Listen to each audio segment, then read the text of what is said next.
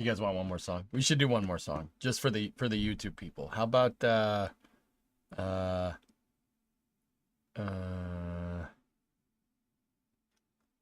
about this one?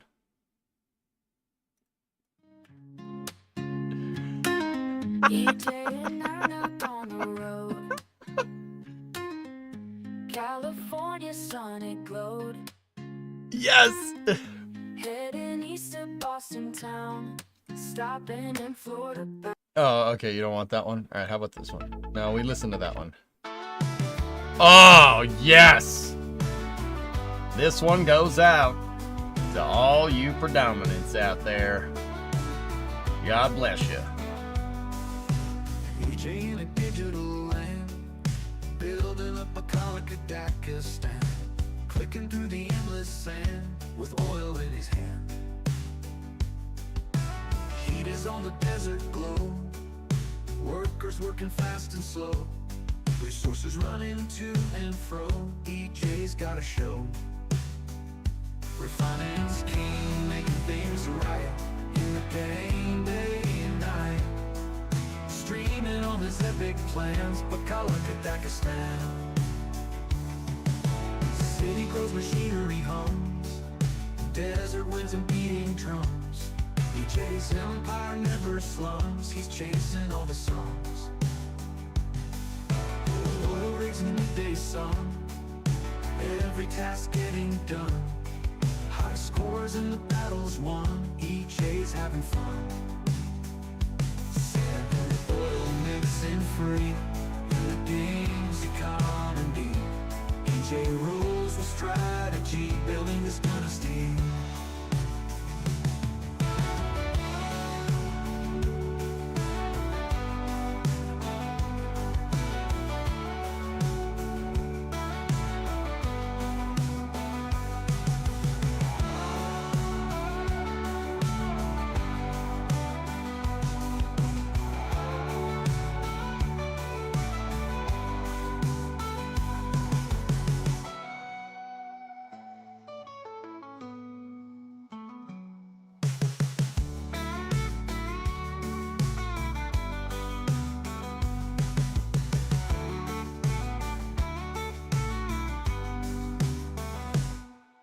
City grows, machinery hums, desert winds and beating drums.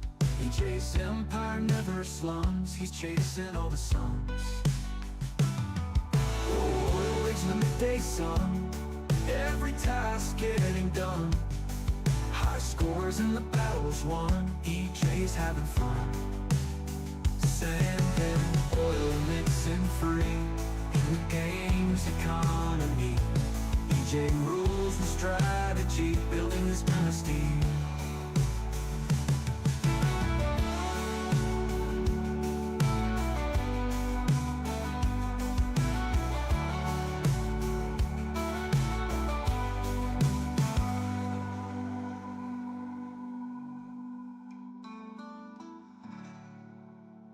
I'd like to thank everybody for being here for this beautiful set of songs that you just heard.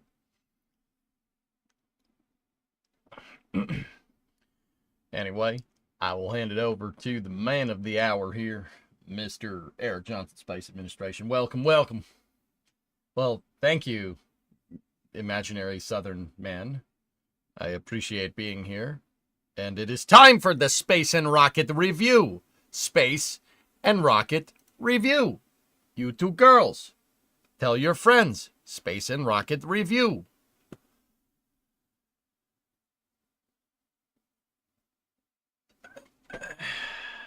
Space and Rocket Review. Oh, of course. Okay. Okay. Space and Rocket Review. All right.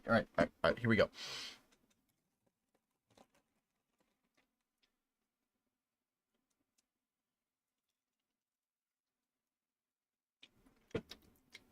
Are we ready? Are you ready? Are we ready? Hey, back off, Chad. I'm a scientist. I'm not. But hey, whatever. All right, so welcome to Space News today. Today's Space News is going to be a little bit more regimented than the just open discussion kind of space news that we had yesterday. But here's what we're going to do. we're going to start right up with some videos here. So, first and foremost, right off the bat, Starlink 11-8 launched this morning and launched out of Vandenberg, landed out in the Pacific Ocean, marking 400 landings for the Falcon 9 booster. Stage 1 landing burn. See? Are you ready? Oh, I'm ready. Stage 2 terminal guidance.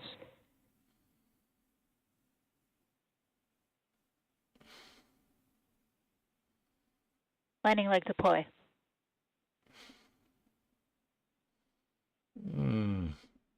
400 landings. Stage 1 landing confirmed. Not bad. That Falcon 9 first stage completed its landing on, Of Course I Still Love You, out in the Pacific. That was that rocket's 10th flight, I believe. That's 1085. Or 1082 on its 10th flight. Landing on Of Course I Still Love You. Delivering 27 Starlink V2 minis into orbit. Marking the 400th landing for a Falcon 9, which is... I'll tell you, I was there for the first one. That was 9 years ago. 400 landings in 9 years. Not bad. Not bad for Falcon, if I do say so myself. Not centered. Yeah. Crazy. Do we think we'll get over 1,000 landings before Falcon's retirement? Close. Yeah, probably. Wasn't the first landing at sea? No! First landing was an RTLS, the Orbcomm 2 mission on December 22nd, 2015. The first drone ship landing, Jim, was CRS-8. Which was sometime in 2016. I don't remember when it was. I only remember the first landing because I was there, and that date is singed in my head. Who is Reggie Menton? I think he's Bob Mentos' brother or something. Anyway, 400 landings for Falcon 9. Here's to 400 more. Next bit, Blue Origin posted a recap video from New Glenn here. And I figured you guys would probably want to see the recap here.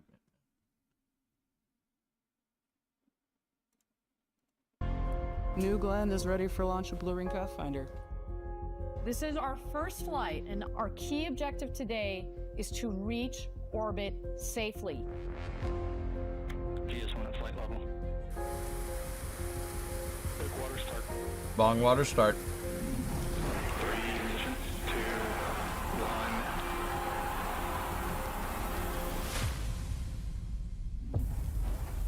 1. Lift off.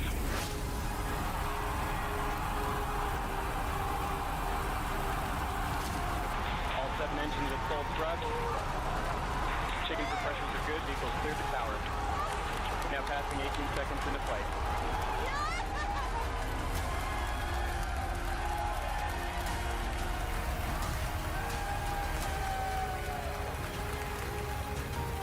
Oh.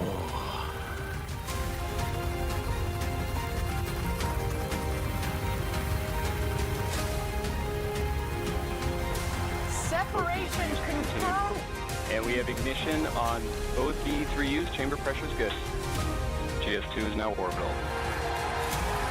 We got to orbit safely. Congratulations, Blue Origin. Y'all have gone orbital.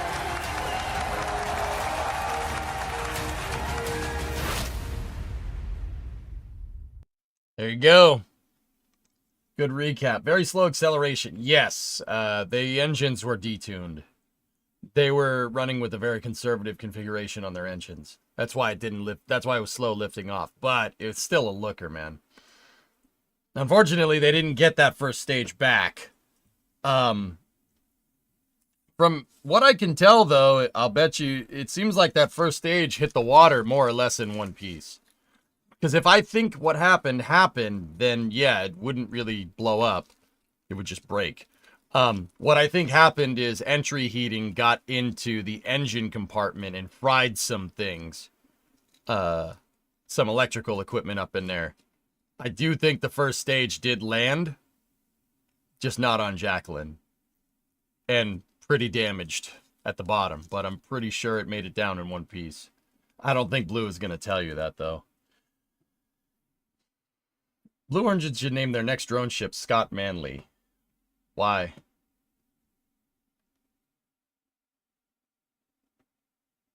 So are we just going to ignore Sitmatak?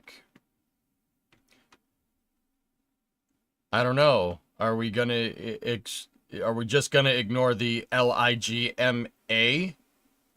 BAWLS? Are we just gonna ignore that too? How can we just ignore random acronyms? Rav, shit, I have no freaking idea what that means.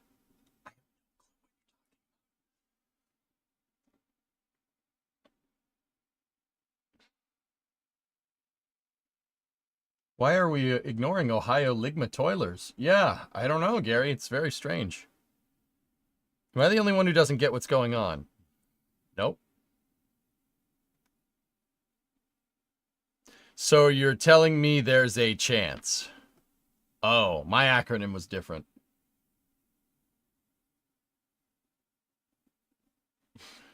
My acronym was a little different.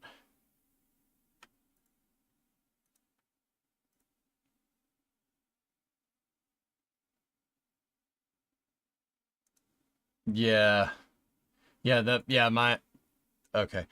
Anyway, I think that booster, Glen Stage 1, Flight 1, came down in one piece. I think they just had burn through. Because if you remember, that's exactly what happened to Falcon 9. Same thing. They couldn't get the thermal protection systems dialed in on their first stages, and they were re-entry heating was getting in to the engine compartments and basically frying everything in there.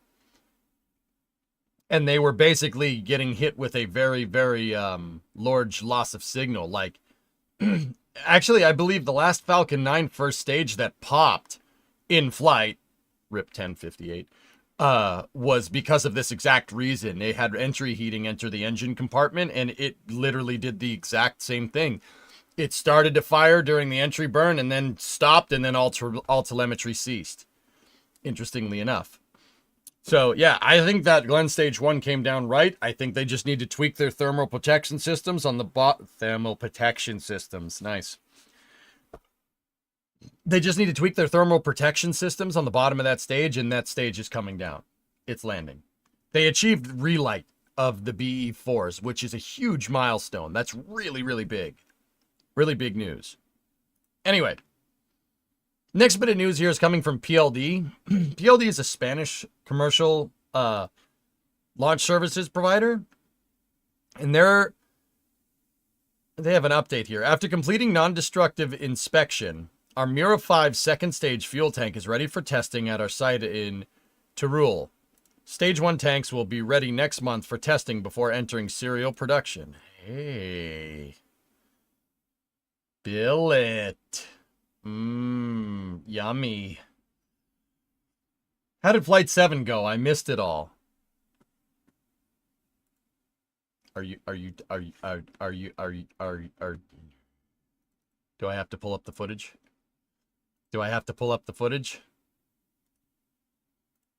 Are we pulling up the footage, chat?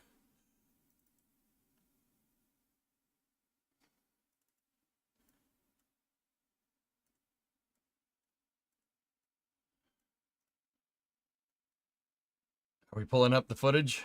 Okay. All right. We do that. Give me 1 second.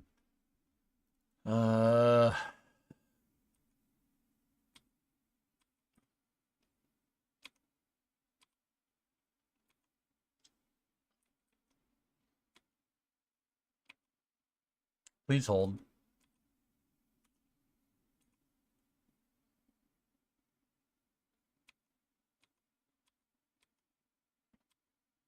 Okay. Do you want to know how it went? This is how it went.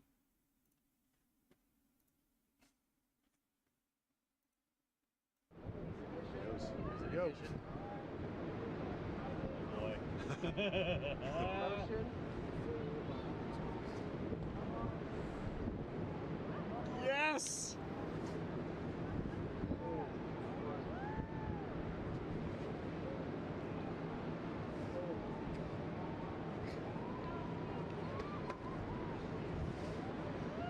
Footage is coming courtesy of NASA Spaceflight and Mr. Halter over there. See his watermark.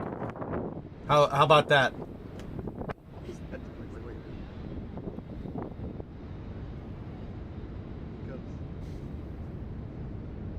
You think they do an entry burn too low? I think they're fine. Crank it up. Crank it up. Bam, bam, bam, bam, bam, bam, bam, bam.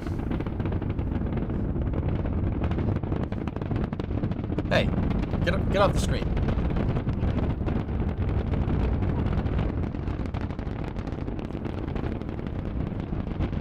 Is there a place to fit another launch center on the East Coast? Sure, we could find some. No, Snickers. If you could put the sound into words, what was it like? A freight train derailing. It sounded like a train wreck.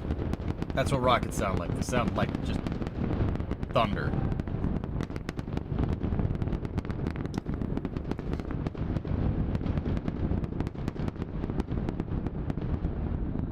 I'd volunteer to have Starship launch from Newfoundland.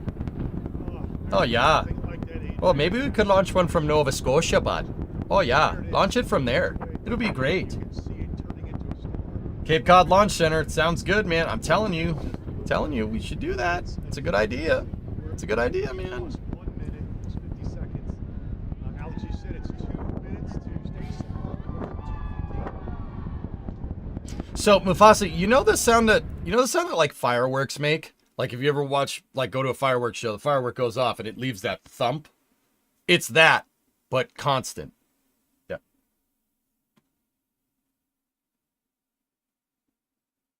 Flicko mode. What's up, man? Do you think SpaceX would benefit from a full flight like burn on Ship 34 instead of a static fire test at Massey's? I know you can only get flight data in flight, and they simulate flight loads on the thrust stand during cryo. But from a vehicle perspective, don't you think something like that could have potentially prevented the Ship 33 RUD? Sure, some things would need to be upgraded on a GSE side, like large water tanks, or for a burn of that duration. They do similar extended tests for aircraft. Flicko, I think, yes. I think they would absolutely benefit from that, and I have a feeling that Massey's is going to get retooled sooner rather than later to support full duration burns. Yeah, I think you are 100% spot on, actually. You might get that question a lot. I get it all the time, dude. I'll always answer a question about vehicle dynamics, though. I love that. That's my favorite part.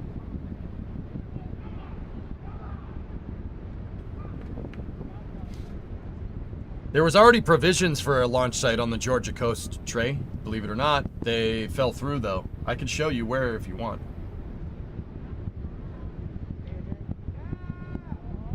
Most engine cut off. Come out the side and then the stage separation. They prevent that with that CO2 to clear everything out of it. With the booster. Yeah. Carfagon, you still watching? The booster is going to turn itself. This is awesome. It's so freaking cool. I'm sorry, I can't get over it. Dude, this changed. Seeing this changed a lot in my mind. I gained a lot of respect for what Starship does, man. They're seeing it get caught, and then they're seeing it get caught, like in real life. It's just. Hey, Kino, what's going on? Slight question for you. Feel like I've asked this before. What do you think about the possibility of launching Starship from Vandenberg? I want to believe Aquino, but I think Vandenberg is for Falcon Heavy. There's Slick 6. I think Slick 6 is for Falcon Heavy. However, if the DoD wants a Starship pad, they want a Starship pad. Do I know where that's going? No.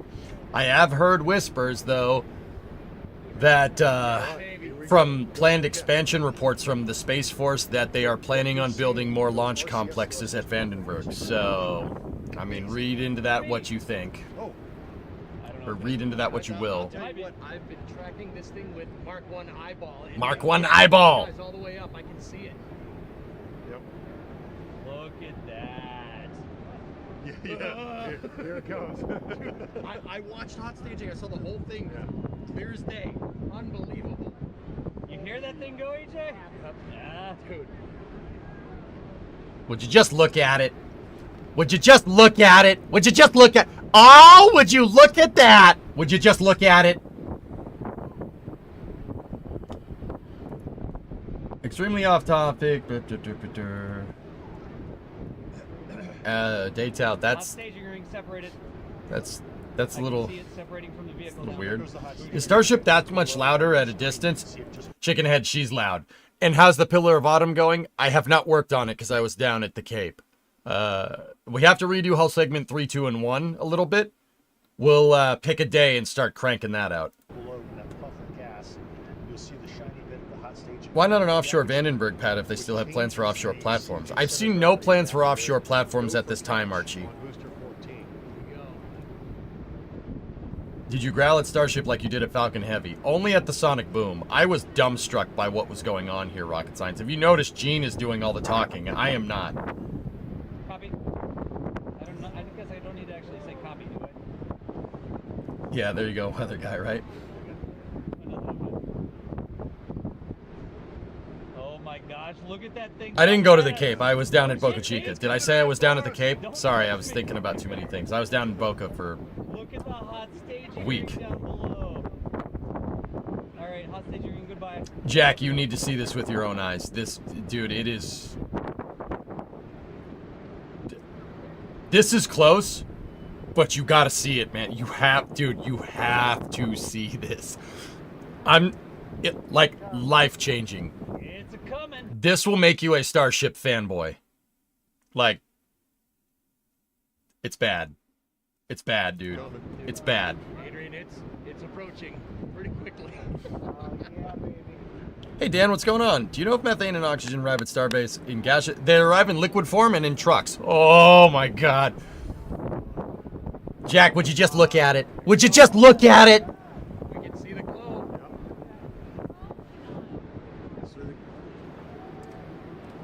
Dude, Fly, baby, fly. thank you, Past DJ. Come on. Do the thing, do the thing. Yes, come on. Seeing some vapor on it. Some. Yep, that's pretty good. Come on, baby. Come on, light it up. Yeah! We got a light. It's coming down, it's coming down. Come on. Oh, it's slowed way down. Down to 3 engines. Come on, bring it on home. Dancing over there like it's nothing. Come on, baby. Yeah, that's pretty... Oh my.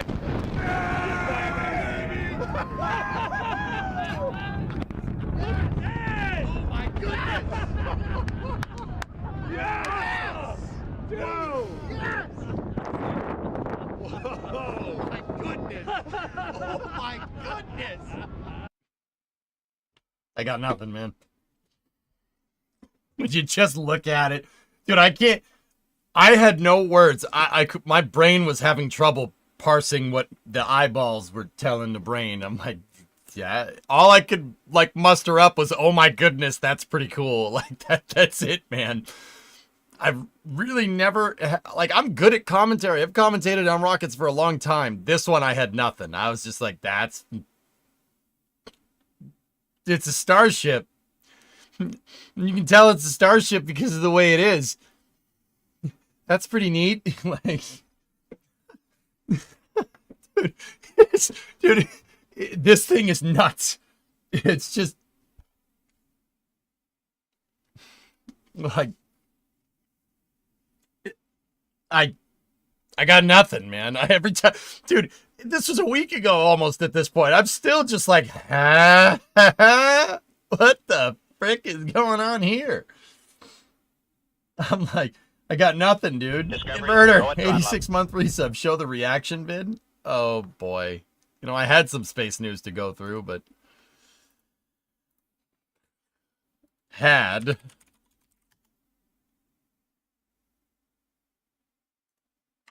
didn't scream at it until, like, Gene and I both were like, yeah! At the sonic boom, dude, because just, yeah. How neat is that? That's pretty neat. Just here, hold up. There's the that's the Danger Dune camera that Das and I set up. Well, actually it was me, Das, Dan, and Jack. Oh boy. And then at the end, here you go.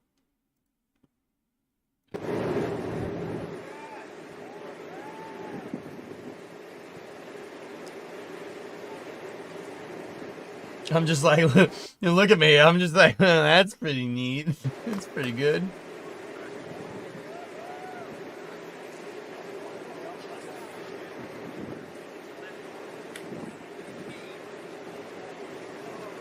That's when Gene was like, dude, just take the headset off and listen to the sound. I'm like, all right. And here I'm like, oh.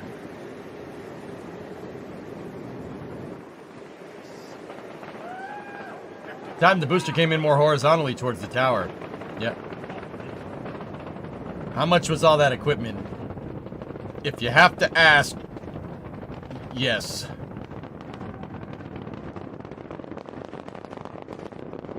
It's totally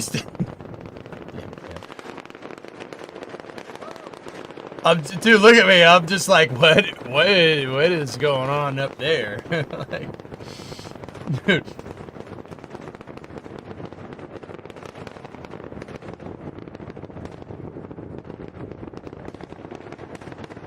DOS is controlling this tracking camera with an Xbox controller. Fun fact. And he has a camera right there on this that's getting a wide angle shot. And it's set on a gun sight. Okay, all right. That thing is set on a gun sight that DOS made, so the wide angle shot converges with the zoomed in camera.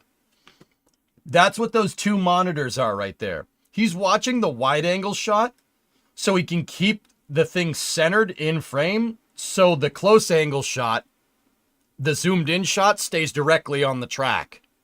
Yeah, and he's controlling it with an Xbox controller.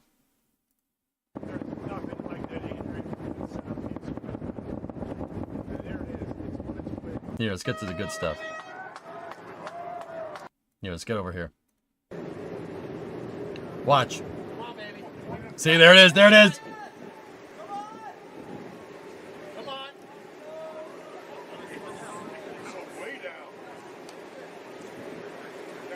Dude, look.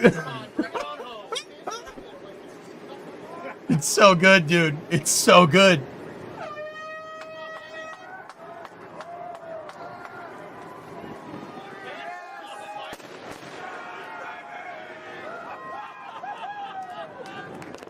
So, did you guys see that? Did you see the whole building shake when the sonic boom happens? Watch the camera and watch the ledge and everything.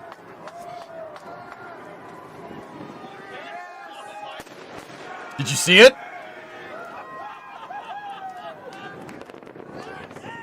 Does DOS have a name for this setup? I don't know, but maybe, yeah, maybe we should call it GoldenEye or something. Is that crazy? You didn't see it? Here, I'll back it up. The whole thing shakes. It's just for a second. Watch. Watch.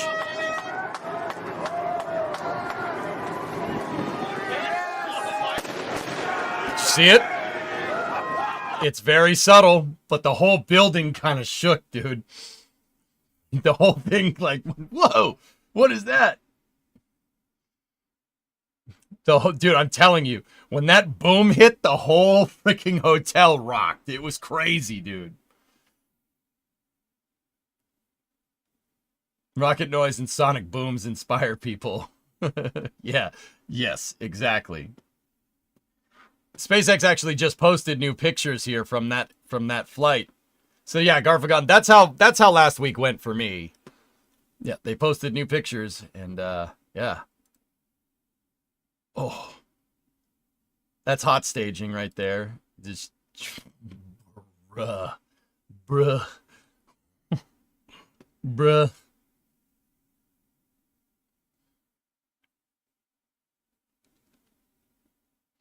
Dude, I had no words until the sonic boom hit. So this camera right here is on South Padre Island. You can actually see us in this picture. We're right there.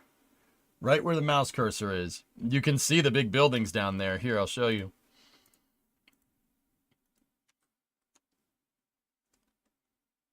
So crazy thing here. There's that's the port of Brownsville, that line right there. And then if you go a little bit this way, you can see the Rio Grande estuary.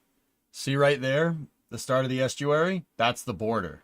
This is the bottom of Texas. That's the top of Mexico. If you zoom in all the way on South Padre Island, there is the Port Isabel Bridge right there. There's the entrance to the Port of Brownsville, and see the dots right there? Those are all the buildings. That's us right there. I'm in this picture, and I do like it. Pretty cool, huh? Is that failed launch a few days ago where the payload blew up and has debris disturbed commercial traffic over Florida? Yeah, Ship 33 popped right after this. Yeah, right after this picture. Actually about, I don't know, probably about 4 or 5 minutes after this picture. Yeah, it didn't disturb commercial traffic, XRL. What they did was they had a contingency procedure. So where the rocket is flying, because this is an experimental rocket, they have what's called a TFR, or a temporary flight restriction. If there's any indication that something that's flying in this TFR, the thing that's meant to fly in the TFR, so if there's any indication that Starship is going to fly outside of its planned airspace restriction, the FAA enacts a secondary kind of protocol. I forget the exact name, like a debris mitigation area or something. And because the ship popped, they weren't sure if debris was going to fly out of the TFR. So this is a contingency thing. They do this every time. There is a secondary restriction, like it basically widens the area of the temporary flight restriction, but it only gets enacted if air traffic control says that, okay, don't fly here. And they did. They enacted it because they weren't sure. They weren't sure where that debris was going to come down. Fortunately, most of it came down in the TFR from what I understand. Some of it didn't, though. That is going to give us a mishap investigation for Flight 7. So the FAA is going to needs to figure out why Starship popped. What happened was, per Elon, is a fuel leak. We did talk a little bit about that in detail yesterday.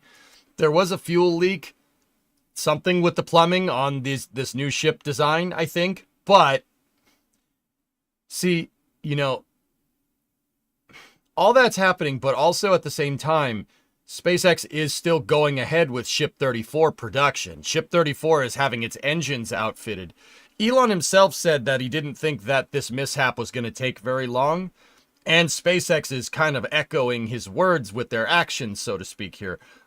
Ship 34 rolled back from cryotesting, and it was cryotested after Flight 7. I saw it roll back. I was there. I got to see this thing up close, I'll show you it again if you guys want to see it. Actually, I'll show you Ereborus's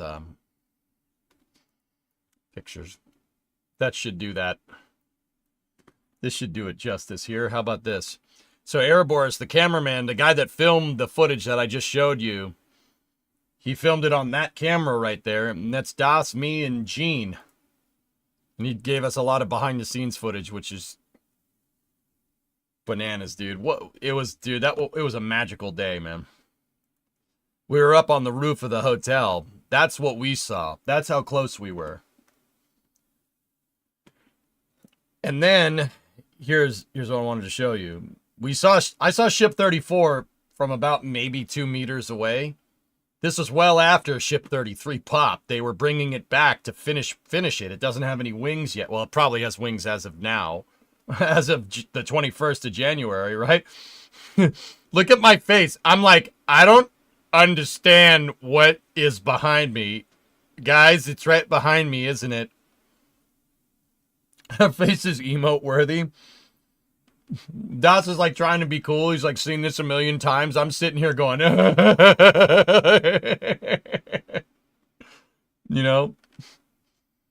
Dude, seeing that thing up close is wild, man. It is a lot bigger than your brain is telling you. Yeah, number 9, I don't think that the Ship 33 failure is a big deal. I think they need to figure out exactly where that leak was and fix that problem, and then prove to the FAA that problem is fixed. Because you dudes, I love the Starship. I love the Starship program. I am the biggest fanboy after seeing that stupid thing fly. You can't have that. You can't have that. You can't have pieces of spaceship falling into commercial air traffic. That is an extraordinarily bad idea. So yeah, we don't want that. Yeah, that's me. Just, you know. So this footage in the NSF recap right here, the other footage that I wanted to show you, or that I did show you, this stuff right here, the footage of Super Heavy coming down, right? That footage is this camera right here. That's me and Das packing it up after the flight. If you were wondering what I was doing when I was not streaming and down there, it was just Das and I packing up cameras. Slap a Harley sticker on it. Leaks will be expected. Nice. Stupid question. What's Elon's role at SpaceX? Does he own it? I get conflicting information. Elon is the majority stakeholder in private shares of SpaceX. SpaceX is his company. Majority shareholder is very important. He's the chairman and he's the CTO. So he's the chief designer. He designs the rockets at SpaceX. He does not run that company. He's basically the founding employee and the chief technology officer. He's the guy that runs the design. He is the designer. He's the chief designer, like Von Braun for the Saturn V, or Sergei Korolev to the N1 or Soyuz. That's what he does, dude.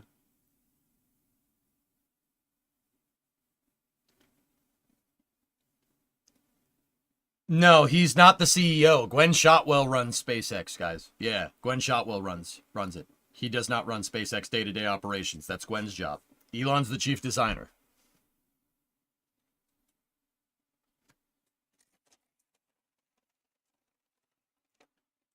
She's the COO. Wait a minute. Did they change this on me? I swear it changes every time we talk about it. Following on a question I had from yesterday, do you think SpaceX would have benefited from using something like the Saturn V size vibroacoustic test stand that NASA has, given their iterative design approach? It seems like they got it under control, Bill. Like, they might. They had the bird cage, dude, if you remember that.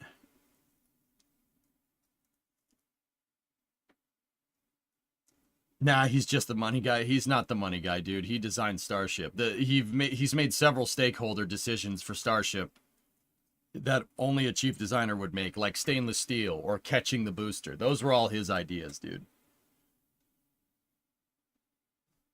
Is he the CEO? Dude, I always think that Gwen is the CEO, but it does. I mean, long story short, he's the chief designer. Like, I don't know your executive roles, to be honest with you. He designs everything. All the designing goes through him. All of it goes through him. Gwen runs day-to-day operations. And then there's Bill Gerstenmaier, who is VP of Flight Reliability. And then there's what's the name of the girl that runs the Falcon program?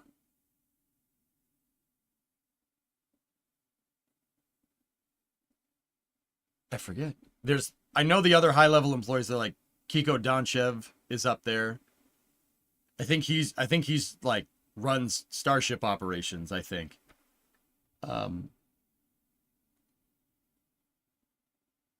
Yeah, I always get it all backwards, dude. But basically, Elon's the guy that's designing the rockets. Gwen runs the day-to-day operations. There's that guy they stole from NSF. Huh? Yeah, there's a bunch of high-level employees, dude. Gerst is up there. So Kathy Leaders, the former Human Exploration Operations Mission Directorate director, basically ran NASA's Human Spaceflight Division for a good amount of time. She runs Starbase. Kathy Leaders runs Starbase. I know that. And she does a great job, might I add. So the cool thing about this is that a lot of these people at this point in time, a lot of these people are ex-high-level shuttle engineers. Engineers, operative word, not management. So Bill Gerstenmaier ran NASA's Human Exploration Operations Mission Directorate just like Kathy Leaders did. Engineers lead HAOMD, scientists lead the Science Mission Directorate, and then above that is a management structure, right? So Gerst, the VP of Flight Reliability, they poached him after Jim Bridenstine fired him. And he is like the foremost expert on reusable like spacecraft. He worked on the shuttle program for almost his entire career until he went to SpaceX. He started with wind tunnel testing on the shuttle program. Yeah. And worked his way all the way up to running the whole damn thing. Yeah, pretty crazy, right? And then Kathy Leaders is also ex-shuttle as well. She was a flight director during the shuttle program, which is pretty rad. That's really freaking cool. Kiko is VP of launch. It is Kiko. So yeah, there's Gwen, there's Elon, there's Bill Gerstenmaier, there's Kathy Leaders, and Kiko Donchev. Those are like the top like, that's senior management at SpaceX. These are all extremely talented people. One of your screens is out. It's on purpose. I wonder what the work there is like. Are they in a meeting and say, okay, let's move the chopsticks there today, ship 34 to the test stand, booster here to there? Yeah, pretty much, Daytao. Lars Blackmore is up there. He is landing. He does landing, Falcon 9 landing and Falcon and reusability. And then there's John Edwards, who's another flight director. There's a lot of really talented people. Yeah, Mars landing, I think it is. Yeah, Milgy, that sounds about right. Your dream is to get a 737 type rating and fly SpaceX's plane. About to get my commercial rating, so still have a ways to go. That plane is super freaking cool, and it's a 738, if I'm remembering correctly. Flicka mode, yeah, 738. That is like the last great 737 design. After the 738, they switched to the MAX, and the 738 is the best 737 design. That's all I'm saying. Yeah, Lars's role is principal Mars landing engineer. That's it. Yeah, you're right. Yeah, SpaceX poached a ton of shuttle engineers after the shuttle program, which is super funny, actually. And then they have John Insprucker, who is kind of... I haven't seen him around lately. John Insprucker ran the Evolved Expendable Launch Vehicle program for the Air Force for like 15 years. There's some real talent at that company, guys. I'm not going to lie to you. They have non-symmetrical naming. No, 738 is the short naming convention for a 737-800. Technically, drummer, it's a 737-823. I flew on one the other day. Really nice plane. Yeah, beautiful. Yeah. So 738 is the kind of short way of saying 737-823. Yeah, I think John's getting up there, but who knows? Mm-hmm. Yeah, exactly, Nikki. They're massive aerospace engineering existence in their top, in the executive. So, guys, it's not like Elon does do his thing, though. He does know the vehicle and he does help design it. I am adamant on saying this. I know he does. We've heard their meetings inadvertently. That was by accident, but he's definitely there on the chief design decisions. He definitely makes those decisions, and he definitely makes the stakeholder expectations for Falcon. Not Falcon, not anymore. For Starship. He absolutely is 100% involved in the design. I just want to make that very clear, not because I'm trying to defend him or anything, but that's just the facts. That's what he does. He's not stupid. Like, he's definitely involved, and he definitely understands the physics involved as well. I see people trying to take him down a peg or two. You know, they say, oh, he doesn't actually do it. All his engineers do. Well, yeah, of course. He delegates work like any boss does, but he's definitely involved in the design process. That's just facts. Like, you might not like that, but that's what's going on. Here's an organizational chart of SpaceX's leadership. Oh. Yeah, I mean, you needn't look no further than Tim's videos. Yeah, exactly. Let's see. How many of these did I get? I got Elon. Yeah, so he is the CEO. Okay. Brett Johnson, you don't really hear much about. David Harris is the general counsel.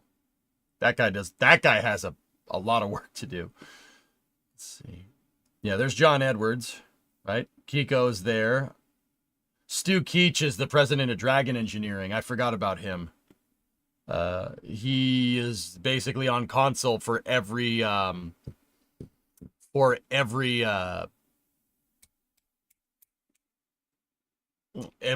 mission. There's Kiko. I don't know these guys. Phil Alden, the vice president of Starship production. Matt Dunn is government affairs. Brian Bield, managing director, head of people, operations, and food services. Bro, that guy's probably a super good cook. Jonathan Hofeller, vice president of private astronaut recruitment. All right. All right.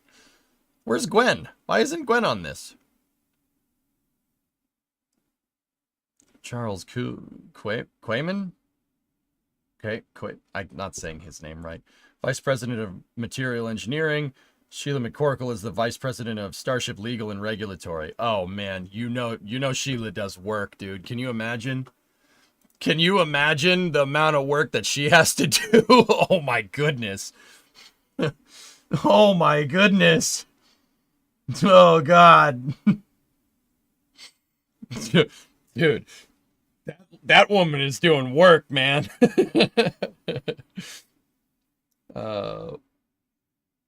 Yeah, that's not the whole thing. Gwen isn't on there, but yeah, it's pretty talented pool of engineers.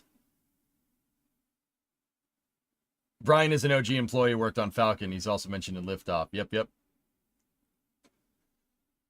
Seems like everyone on that site has a LinkedIn and Gwen doesn't, so that's probably why. There you go, Rocky. Yep. But anyway, yeah, dude. It was crazy seeing all this stuff up close.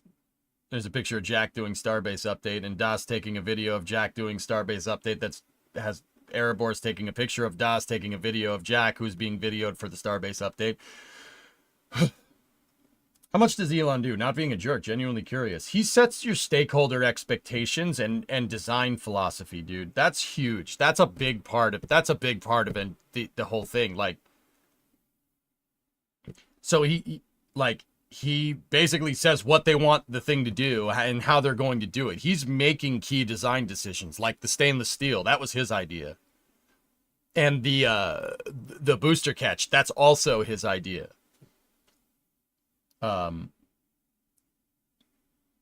Yeah, dude, to say that he doesn't do work at this company is ridiculous. Like he's very hands-on, very involved. And frankly, I just don't know how he does it. Balancing it with all the other stuff he does nowadays. I still can't figure that one out. How this guy, like, his ticker's in overdrive all the time. Like, how do you do that, man? Still trying to figure this out.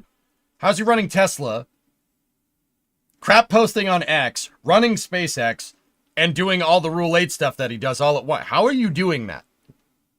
Please teach me how you're doing that so I can manage my time better. Cocaine and Adderall. You know, Norath, I wouldn't be surprised, dude. But, like, I don't think he doesn't seem like he does drugs like that. He just doesn't get that vibe. Like, he strikes me as the kind of guy that doesn't have time for that. Right? Like, he cloned himself. Now, that I'd believe. Microdosing ketamine. Yeah, there is that. We don't know if that's true or not, but he's hanging around with Joe Rogan's. Nah, whatever he does, man, the guy's a master of time management. It's really kind of crazy. You think so, Garfagon? It's the spectrum? I think you're right, man.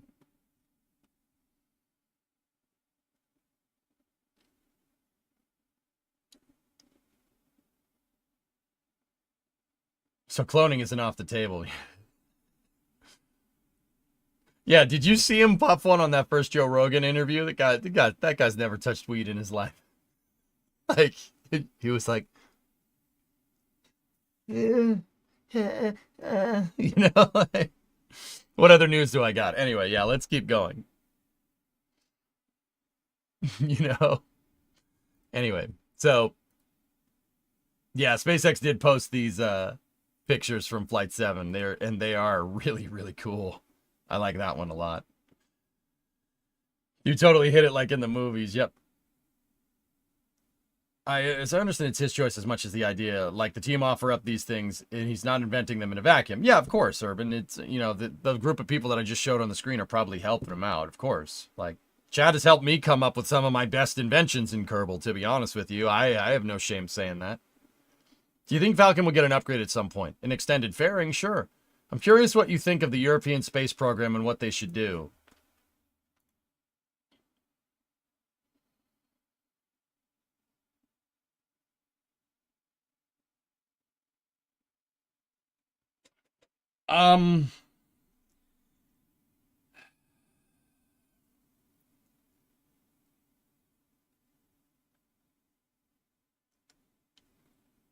Okay.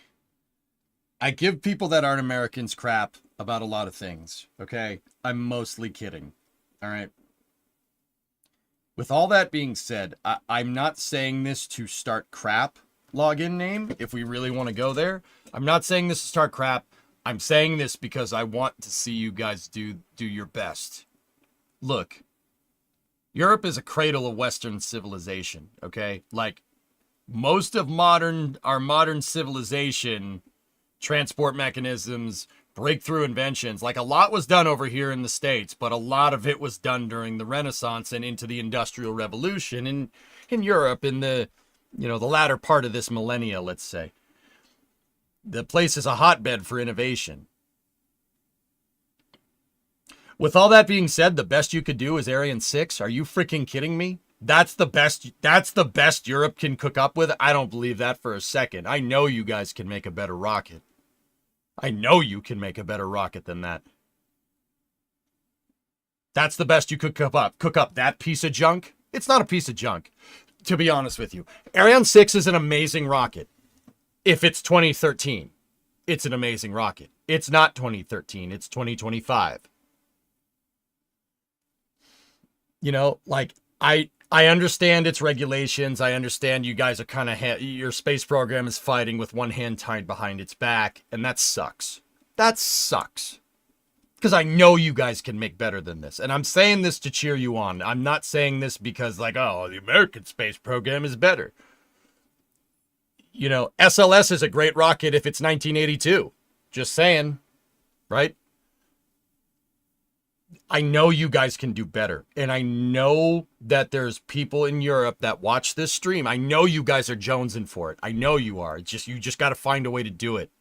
And there are some companies that are making it happen, like PLD. We talked about them at the beginning of Space News. PLD out of Spain. Rocket Factory Augsburg. Great example. Those two leading the way, man. I know you guys can do it. I'm serious. I'm not being a jerk. I know you guys can do better, and I know you will. You just have to, you have one hand tied behind your back. I get it. So that's my honest criticism of the European space program. The ESA has to relieve its chokehold on launch operations for European countries, because that's basically what they have. They have a chokehold on it with Ariane Space and the Ariane Group. And that's not to say that Ariane Group is good or bad. You know, it was born of a time when, you know, commercial rockets weren't really a thing. But if ESA leverages the commercial market like NASA did with Commercial Crew, some really great things could happen. Because I know you guys are smart enough to do this. I know you are. You don't just cook up the Industrial Revolution, you know, and not be able to do this kind of stuff. You know what I'm saying? Like, not how this works. Tell me the countries that invented the trains, I like those. Those are pretty good. Canals, barges, ships, sailing ships, blue water navies. Tell me you can't cook this stuff up? That's bullcrap. Country that made the first operational rocket. It was not operational for good reasons, but you get the idea. Telling me you can't cook this up? That's bullcrap. I absolutely believe that any country in Europe is capable of having a nice, healthy commercial space program. Absolutely. That's my honest opinion. And I don't say that to be critical. I'm not trying to be a jerk. I know you guys can do it, and I want to see you do it. Where's the European SpaceX, man? That's up for grabs. It's out there. Like, once again, I know there's a lot of regulations. It's a lot more complicated than that. There's a lot more subtlety to it. I get it. I get it. You know? Did you see that RFA got their launch license? I did, Rocky. Those guys, I like RFA a lot. I really do. They gained a lot of respect from me when their rocket just blew up on their pad, caught fire, and burned the whole thing to the ground. And then the next day they were like, we had a fire on the pad. We're testing a new design. We screwed up. It happens. We're gonna figure out exactly what went wrong, and we're gonna freaking fix it. And we will be back to launching sooner rather than later. That's the accountability, and that's what I'm talking about. That's the stones that you freaking need to run a space program correctly. Right? That's good stuff, man. I love RFA because of that. Because they took accountability for their frick up and then they fixed it. And they got a launch license. Gonna see a launch out of Saxavord, man. It's gonna be great. It's gonna be freaking great. Yeah, Jack, I know. I know. Commercial is the way to buck that trend, dude. That what RFA, what PLD is doing, that's what you need to do.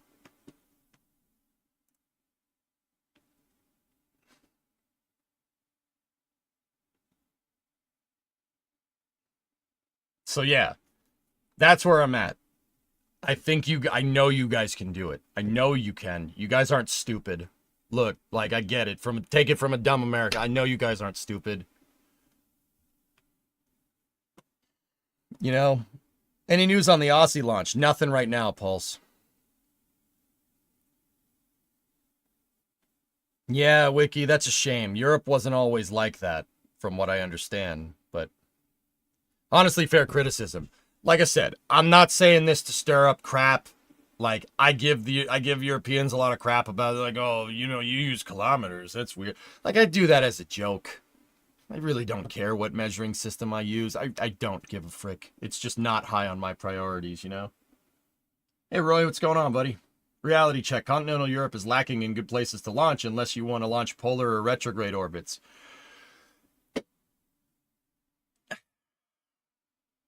See, you know what sucks, Admana?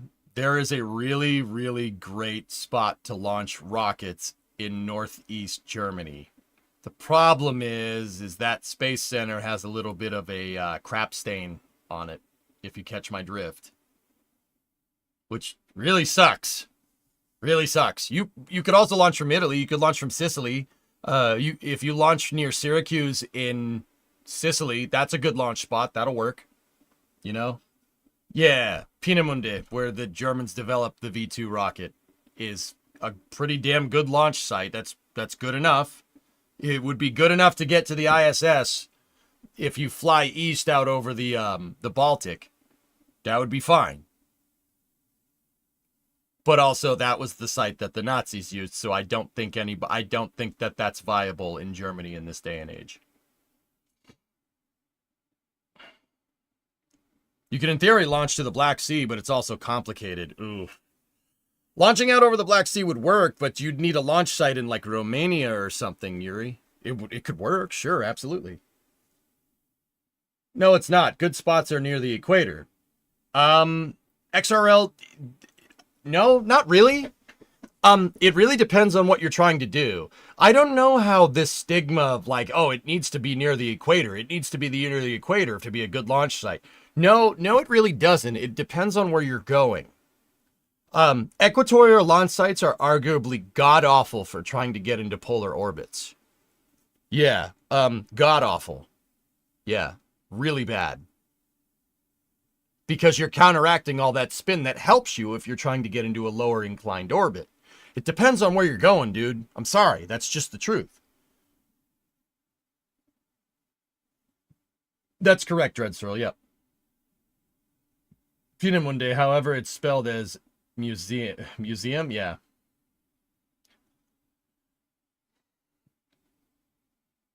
Vostochny, Baikonur, they're not near the equator. The Russians, yeah, exactly, Yuri. The Russians deal with that just fine. Only Geo really benefits from being close to the equator. Exactly.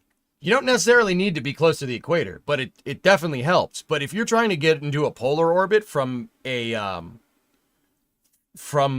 like an equatorial launch site like Kourou or something, that, dude, that's a lot of extra delta V on the rocket.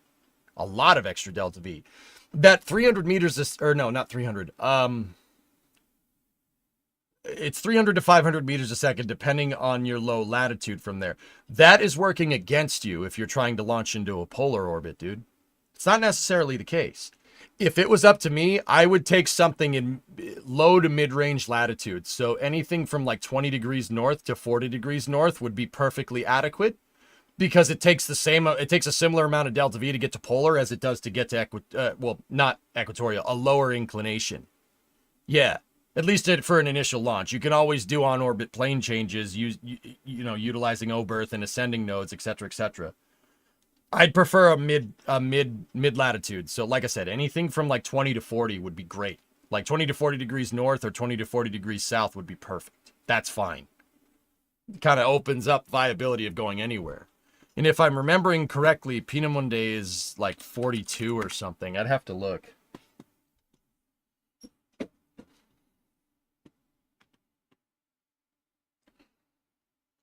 Plesetsk is more for polar. Exactly, dude. So Peenemünde is up here. It's up in northeast Germany. It's on the coast. See, this was the first space center. Right here. All this kind of chicken scratch that you see in the forest is all launch pads. Yep. And then the factory was over here before the British decided that they didn't want the Germans' factory to be here anymore, and then it ceased to exist. That seems to be a lot of the case towards the end of the war. Yeah, they figured out that that's where the V2 factory is, and they decided it was going to be factory int. So, yeah. This factory is no more. It has ceased to be. But all their launch pads were over here. All their test launch pads were here, launching east. And we're 54 degrees north. That's a little high, but it's doable. Like, you could launch out here, no problem. So yeah, Europeans could conceivably launch from here, but I don't think they will because of Peenemunde's kind of stained past. Another good place to launch would be south of Syracuse in Sicily, down here, on the Portopalo di Capo Passero. Out here somewhere, you could make a good launch site. Over here, perfect. 36 degrees incline, that's perfect. That's less than Wallops.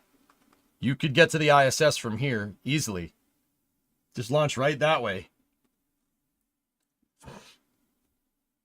The factory was thrown into Mount Doom. Yep. Isn't there also a huge bunker there? Oh, there's all kinds of stuff, dude.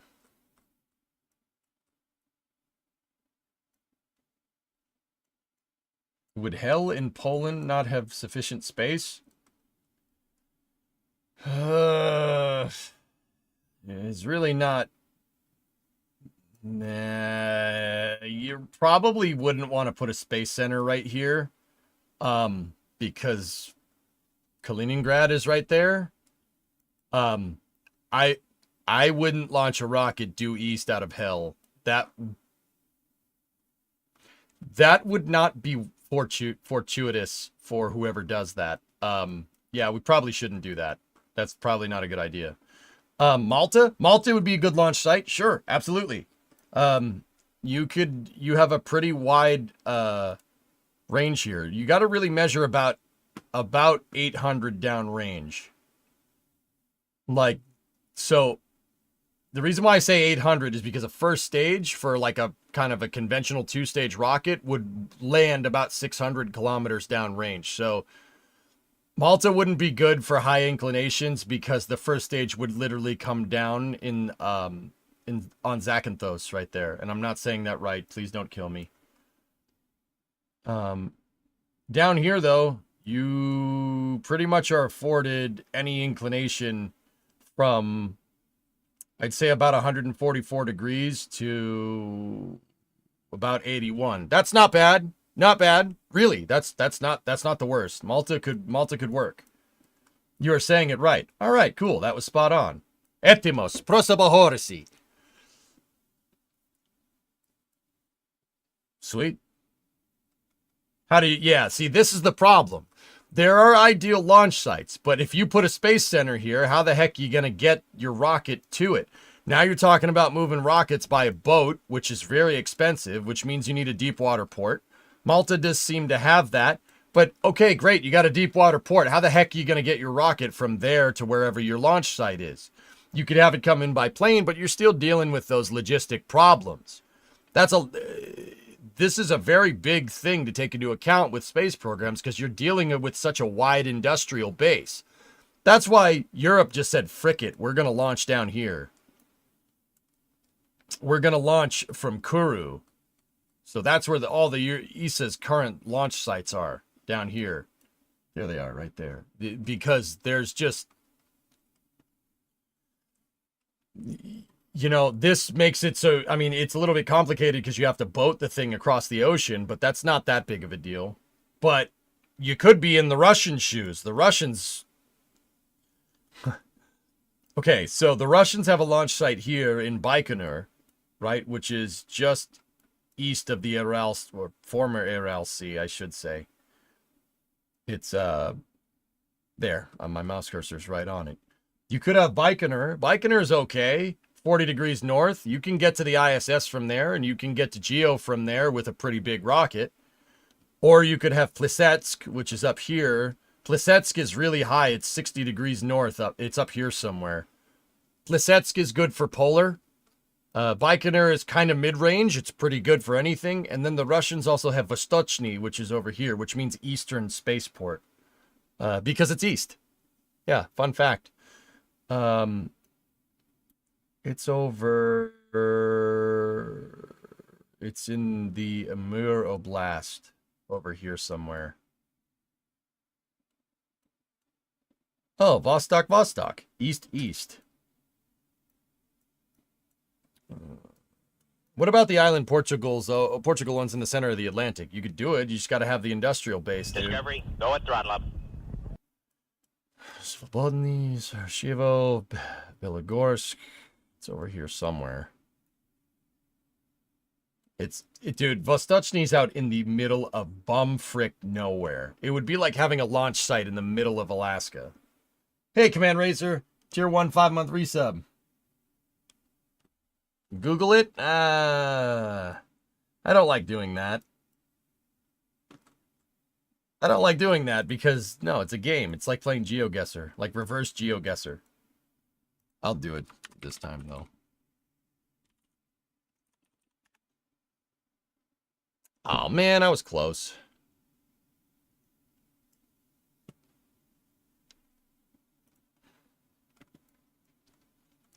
So, yeah, Vostochny is 51 north. It's okay. Yeah, the Russians are building an airport out there. And then over here, you have Soyuz, and that's the Angara launch site that they're building. Any more news? Plenty. Do you know where China launches from? China launches from a bunch of ex-ICBM research facilities over here in Jinquan. It's way out there in the middle of nowhere. It's up here somewhere. They have a launch site over there. Like, it's way out in the Gobi Desert. The reason why they have a bunch of ICBM research facilities here is because they originally put all their rocket research facilities up in the mountains. Because when China really started getting into doing rocket stuff, it was around the Sino-Soviet split in the 60s. So they put all their ICBM stuff up in the mountains because it was pointed at Russia. Or the Soviet Union. Fun fact. Not a lot of people know that. I have that already teed up, Edmana. China's new launch site is on Hainan Island down here. It's down by Vietnam in the Gulf of Tonkin. There's, I think it's called Wenchang. I think, and forgive me, guys, I ain't saying it right. I know I'm not saying that right. But yeah, there it is right there.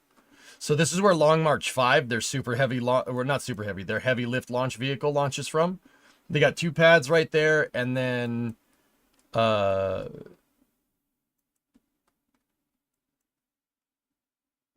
a big assembly building. So I was about to say 2 assembly buildings, but it looks like they got 4 now.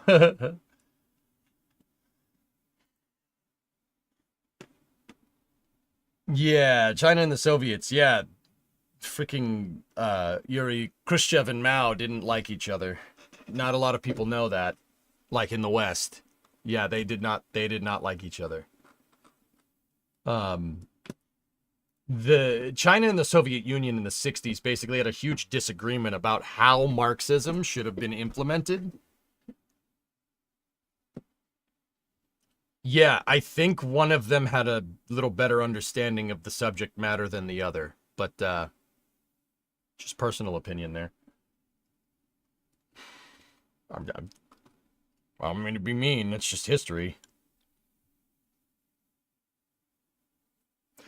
You're close. It'd be Wenchang, with A and G being pronounced closer to long. Wenchang? Mao didn't like anyone. Yeah, that's a good point. Yep. Do you know why the U.S. never built a major launch site on many of the islands they own and control, like Omelek, for instance? There is a launch site on Omelek. All right, well, Kwajalein. Actually, Bill, that's where Von Braun wanted to build the space program. He wanted to build it out at Kwajalein. He wanted to build Complex 39A there. Yeah, that's a true story. That's where he envisioned rockets to be launched from because it's out in the middle of nowhere. So if it blows up, you don't have to worry about it getting anywhere near anyone. Right?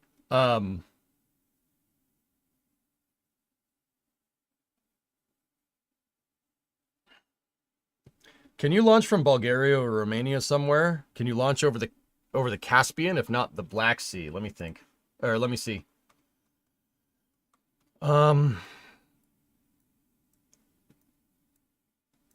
They have launched from Kwaj. SpaceX did. All right, so let's see. Out of the Caspian here, Yuri, if I was going to launch from anywhere, it would probably be from Constanta in Romania, like right here. Either that or in Bulgaria, in Varna, or Burgas. These would be good. This would be a good place to launch. Primarily, probably halfway in between Constanta and Varna. Like right here. This would be a good spot for a launch. Oh, no, it wouldn't.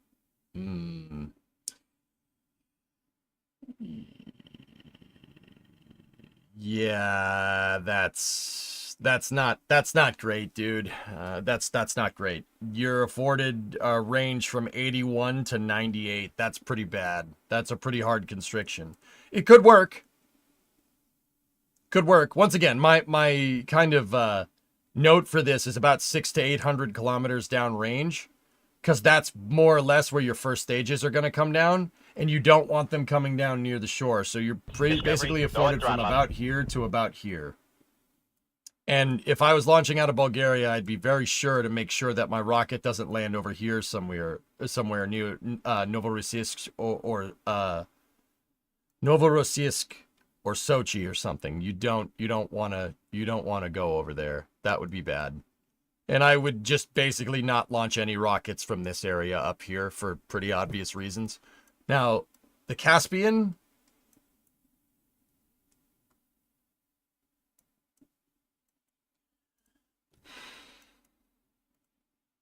it's not wide enough, dude. It's not wide enough. The Caspian Sea would be good for a polar launch site out of the very eastern parts of, or the very western parts of Kazakhstan. So if you launch from Aktau right here and launch polar, that would work very well. But you got to be careful because Baku is right there. You don't need rockets landing over here. This is a pretty populated area from what I understand. I know from the Formula 1 race. I'm not going to lie to you.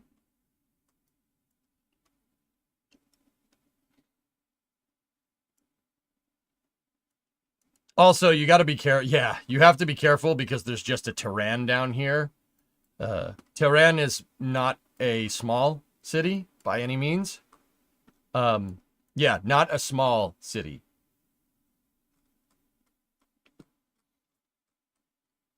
Any F-14s lying around?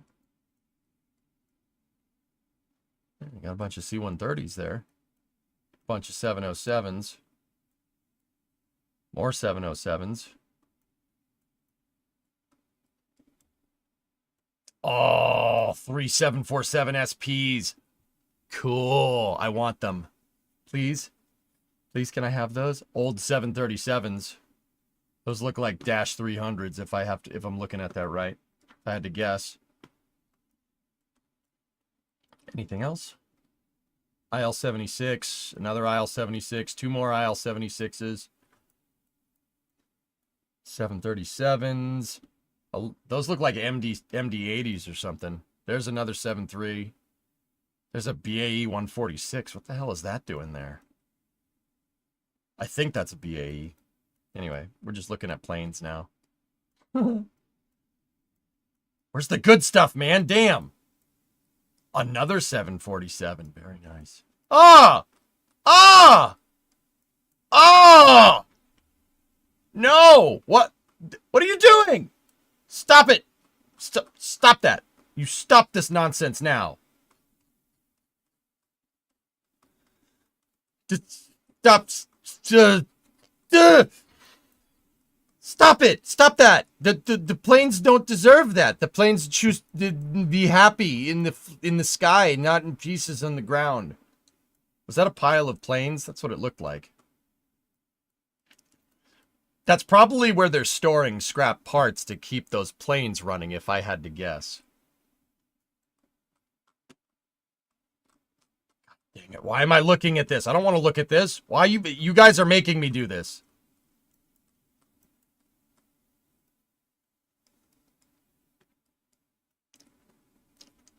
That's a 747-100 right there.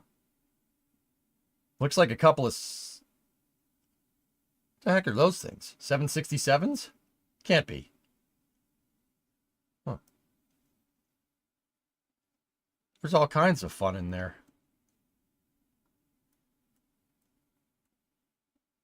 Here's another... That's a 747-200. Or it's a 100 or 200, and it looks like it's got a Buc-ee's logo on the back. Just saying.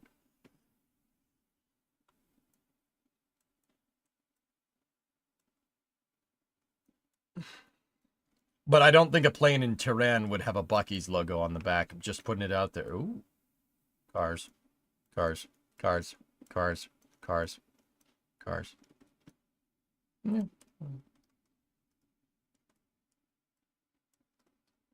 Okay, I'm just going to look at 1 second. There's more space here. Just give me 1 second. I want to check something. In up.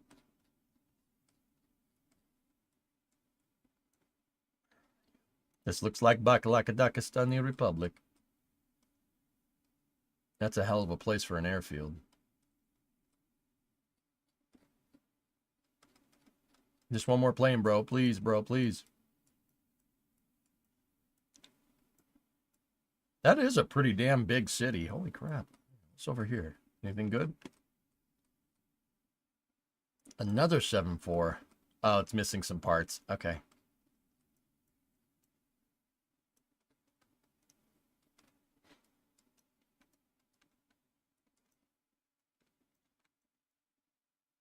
Yeah, what do we got here? Trains. I like trains. Down here.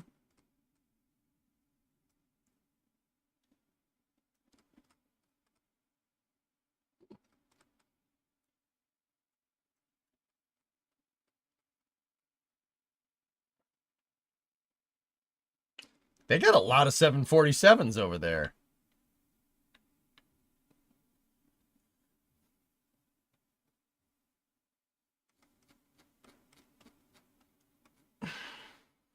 It's got to be at least 30 of them. Jeez. Where are the F-14s, man? What the F-14s? We got to find those. EJ's rocket in plane review. Anyway, let's keep going. So, Jeff Faust here is reporting that the active NASA administrator is Janet Petro, the director of KSC, not Jim Free. With the end of tenures of Bill Nelson and Pam Melroy as NASA administrator and deputy administrator, respectively, Associate Administrator Jim Free is now acting administrator, and Kathy Corner is acting associate administrator. It looks like the White House didn't agree with that, so they put Janet Petro in charge, who's the director of KSC currently. Interesting move. What does it mean? I have no idea. Yep. Nope. I have no freaking clue. So, with that being said, Bill Nelson wrote a letter to the whoever is going to be the 15th NASA administrator here, and I wanted to read you guys the letter. I already read it at the beginning of stream, but I'll read it again now. I think it yeah, I mean, hey, the guy had good taste in planes and mana. What can I say? Okay, so I'm gonna read you Bill's pretty much his outgoing letter, his letter to the next NASA administrator. Let me just open this stuff up there. That's the next news. And I thought you guys would appreciate it. Give me 1 second. It's getting a little toasty in here. Open the door. Thank you. It's definitely working. Okay. Incoming Kennedy reference. I'm not going to make it this time, Pop, because you said something. Did you see the PLD hardware? Yep. All right, so Office of the Administrator, Mary W. Jackson, NASA Headquarters, Washington, D.C., January 20th, 2025. To the 15th Administrator of NASA. I know about the CL-1201, Archie, yes. To the 15th Administrator of NASA, by the time you read this, you'll have received a gift. A remarkable privilege you now share with 14 others. The extraordinary honor, as administrator, to stand and serve with the NASA Wizards. From my time on board Space Shuttle Columbia on STS-61C, from my work as the senior senator from the state of Florida, from my decades representing the Great Space Coast, I thought I understood, when I first stood where you stand now, just how remarkable the NASA workforce is. But in the years I've worked with this team, the finest in the world, my admiration for their sense of service, much like NASA's capability to do the impossible, has reached new bounds. The NASA family embodies the can-do spirit that makes our nation exceptional. America's leading humanity back to the moon, onwards to Mars, and into a golden age of space exploration. The Artemis campaign has taken to the heavens. Once. The James Webb Space Telescope has opened its eyes to unveil the secrets, wonders, and majesty of the universe. New things are possible, and more things are possible. That's thanks not only to the spectacular science and marvelous technology at our fingertips, so much of which is made in America. It's thanks to the power and promise of NASA's partnerships with great American companies and great nations. Powered by these commercial and international partnerships, NASA will continue to propel American leadership and American values forward, on Earth, in the skies, and in the stars. These last 4 years, and steps we've taken to power NASA as an indispensable pillar in American innovation, ingenuity, and imagination, have led to the framework that my team and I have left for you. This is the framework we built from my predecessor, just as my predecessor built on the framework that came before his. That tells you something about NASA. There's a continuity of purpose at the beating heart of this agency that we rarely see anywhere else. It speaks to NASA's power to unite us as Americans. How does NASA unite us? Through the people of NASA. Listen to them. Trust in them. They understand to their core how to make the impossible real in our time. Just as one man did when he said the words, "We choose to go to the moon in this decade and do the other things, not because they are easy, but because they are hard." There's special power that space has, that NASA has, to bring together the nations of the Earth. when we come from different parties, or whether we come from different parties or from different continents, we find common ground when we look to the stars. For we go to space to learn the secrets of the universe, but in the process, we learn about something else. We learn about ourselves. That was something I saw when I looked back at our Earth from the window of a spacecraft. As I orbited the Earth, I saw a beautiful, colorful, magnificent creation suspended in nothing. And when I looked back at our home, I didn't see borders, I didn't see racial division, I did not see religious division, I did not see political division. I saw that we're all in this together, as citizens of planet Earth. How rare is it to find a place like NASA, a place whose mission is nonpartisan and whose support is bipartisan. And because NASA keeps that truth at the center of its work, I was moved by the camaraderie, respect, and support we received from our allies in Congress. I hope you revel in your time at NASA. When you walk the halls and the lots, the control rooms and the assembly buildings, the laboratories and the runways of this special space agency. When you marvel at the new spacecraft, aircraft, possibilities, and dreams taking shape. When you gaze out at the launch pads at the Kennedy Space Center and see in one grand sweep the sites where Friendship 7 and Apollo 11 took to the heavens, where Artemis 1 took to the heavens, and where the next Artemis missions will return American astronauts of a new century to the surface of the moon. When you think of the astronauts we have lost and a great cause of exploration we carry forward in their memory, when you take that in panorama, you get a view that might be one of the rarest sights on Earth. You can see, with unusual clarity, the past and the future at the same time. And the past and the future meet right here at NASA. And here in this room, where this letter has now reached you. I say this not to elevate the importance of the office of the administrator, but to reframe it. We are merely temporary stewards of this extraordinary space agency.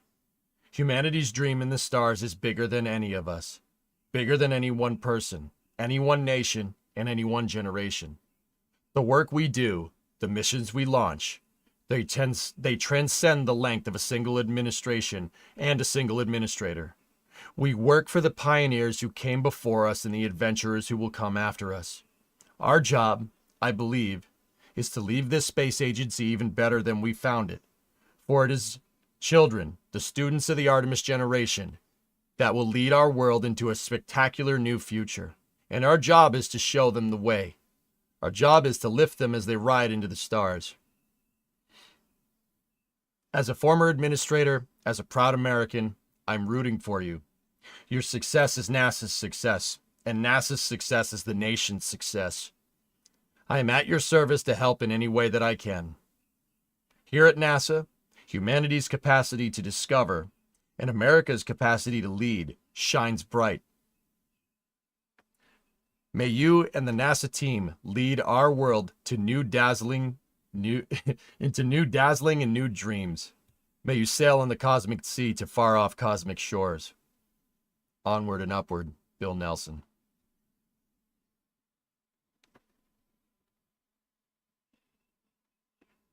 It's pretty good, man. It's a pretty damn good speech. Pretty damn good letter.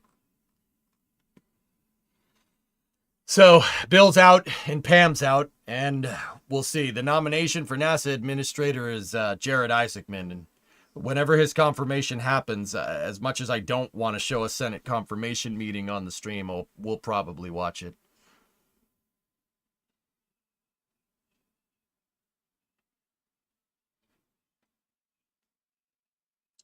I hope you guys appreciate it. I found that speech, that letter to be pretty poignant. It was, it's pretty good, man. You know, Bill did what he could with what he had. You know what I mean? Like, that's my honest opinion. There were times where I really didn't like how he was running things, but in retrospect, it could have been worse. Could have been way worse. You know? Could have been way worse. Is the Senate that abrasive? No, it's just people see politics on the screen, O10, and they go bananas. It makes them go Looney Tunes. Curious, is there a requirement for the NASA administrator to be an astronaut? No.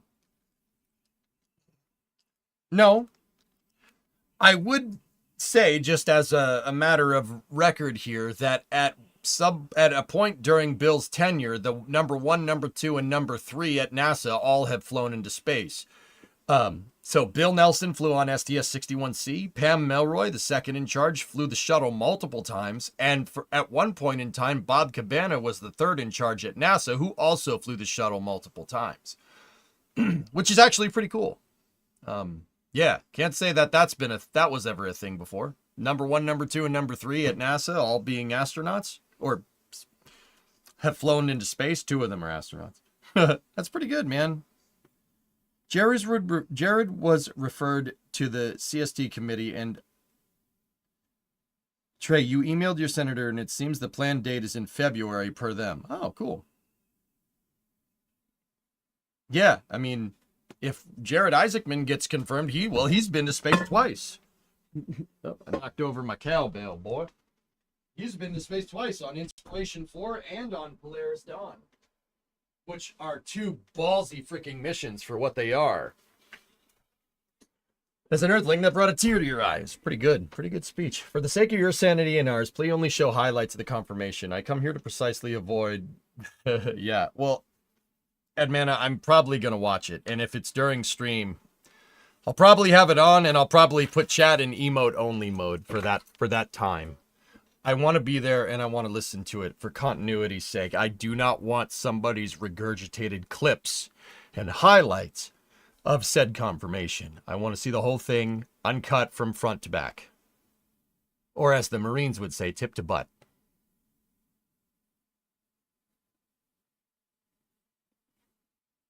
You know.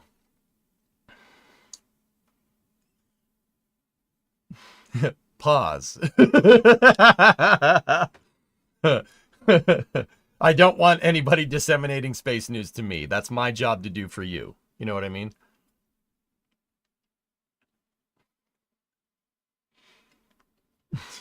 Okay.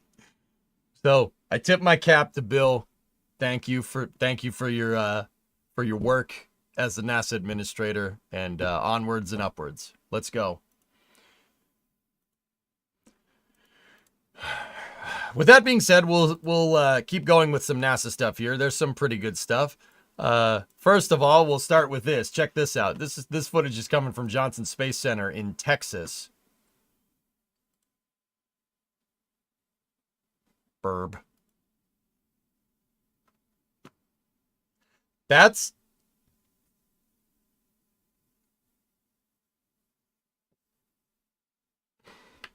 burb.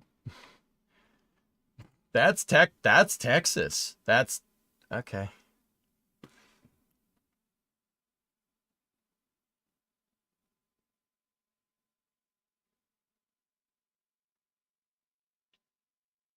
Of course you do this segment now. I'm AFK making food. Snowing in Texas, so hell is frozen over? Uh-oh. Not touching that one. Just came back to dinner. What happened to space news? What do you mean, what happened to space news? I'm just showing you Johnson Space Center and burbs. All right, fine. We'll go to the next thing. NASA EGS has completed the next step of the Mobile Launcher 2 assembly by crowning the first vertical section of the mobile launcher of ML2. Pretty cool. Yeah, baby. That Saren's crane right there, the CC-8800, was at Boca Chica. That one was being used to... that crane was at Starbase, and it was used to assemble the second tower. That's all this freaking crane does. All that crane does is build launch pads. You know what? I'm okay with it. I'm okay with it. All it does is build launch pads. I tell you what it's in the business of, boys and girls. It's in the business of building launch pads. Let me tell you, business is booming. Pretty good. Pretty cool, man. I mean, this is not a light thing to move in one shot. It's just assembling a skyscraper like you'd assemble like an erector set. Grayson, you have no words. What is this?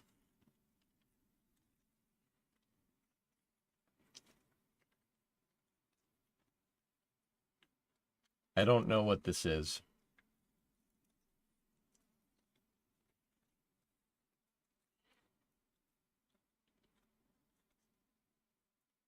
Oh dear.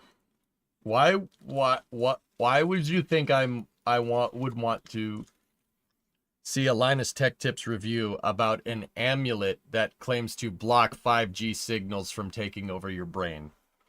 Creation, in what world? You know me. In what world would I want to cover this in any way, shape, or form on this stream?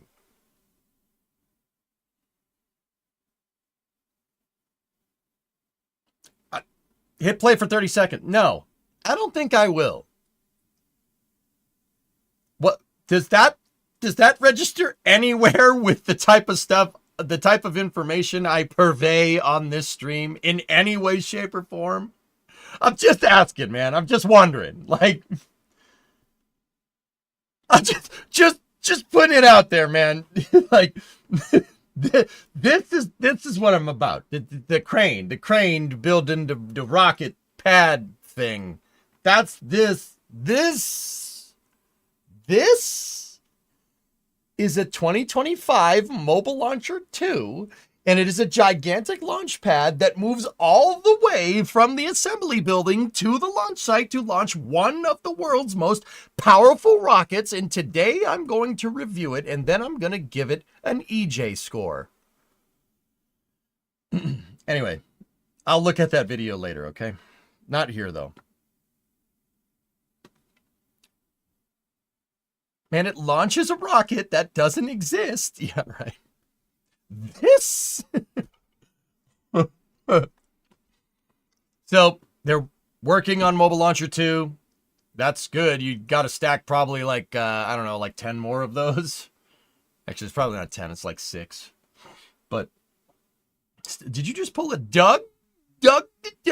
This, I'm going to Doug it, and then I'm going to Doug it a Doug score. Doug.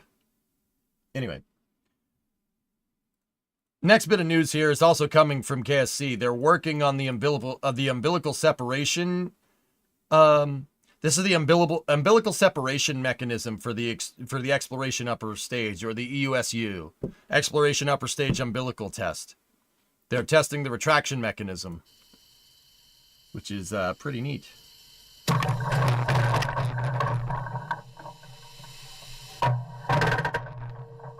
You can tell it's separated because of the way it is.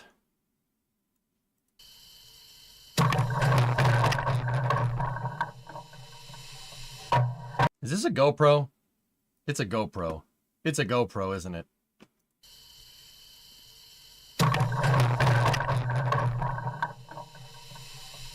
Yeah, it's a GoPro Sundance Film Festival. So that's cool. This seems to be a pretty high fidelity article here. So this is for the exploration upper stage, which is SLS Block 1B's bigger upper stage, which needs to be made like now. It actually probably should have been made like 5 years ago, but you know, whatever. Better late than never, I guess. Why does it have to separate so quickly right at liftoff? Couldn't it do that a few seconds before? If you separated it a few seconds before Daytao and the rocket launch scrubs, then you have to send somebody out there to go and hook it back up again. You need a VAB to hook that thing back up again. Just make it separate at the last second. It makes it a lot easier. If there's a scrub, the umbilicals won't separate. These umbilicals are attached by hand, guys. Yeah, they're attached by hand inside of the VAB. So, yeah, you really want to wait until the absolute last second so you can recycle the rocket in case it scrubs. Something SLS, something scrub, something Artemis 1.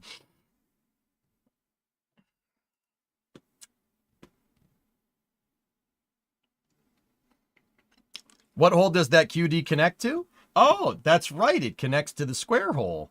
See? That's right. It connects to the square hole.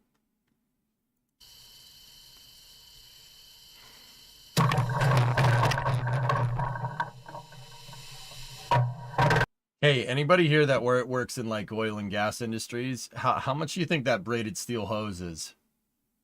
How much do you think per foot is that braided hose? Probably expensive. How does the quick disconnect connect? Magnets? No. It's a latching mechanism. About 350. Yeah. I don't know. Looks over-engineered. You look over-engineered, okay? There you go, Jack. You look over-engineered. Now what? Now what? Now what are you going to do? Can you guys imagine if Jack Frodo had a low taper fade? Can you imagine? Yeah, you want to play this game with me? Play this game. You don't want to play this game with me. You got. I've been got. Too much for us to buy. Yeah, that's right. Dzień dobry, Cesare. Dobry bye. Why is Polish thing on this stream all of a sudden? Like, I'm not mad. It's just... Jak smash. I'm speaking it awfully. I know that I'm not speaking it right, but you guys are still understanding me, so hey, whatever, you know. That's awful, predominant. That's awful. All right. Anyway, we got another thing from EGS here. They've been working on the forward segments of the SRBs for Artemis 2. I don't want any promo music because YouTube will mute it. You speak it very well. Dziękuję.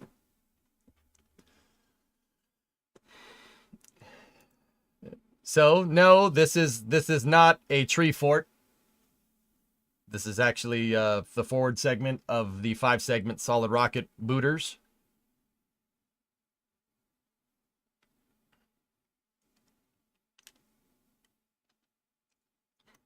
Oh, wait a minute. Wait. Oh, bird. Pierogi. The bird. What kind of bird we looking at here? Oh, dude. F450. F450. Crew cab. Long flatbed. Low taper flatbed, baby. All right.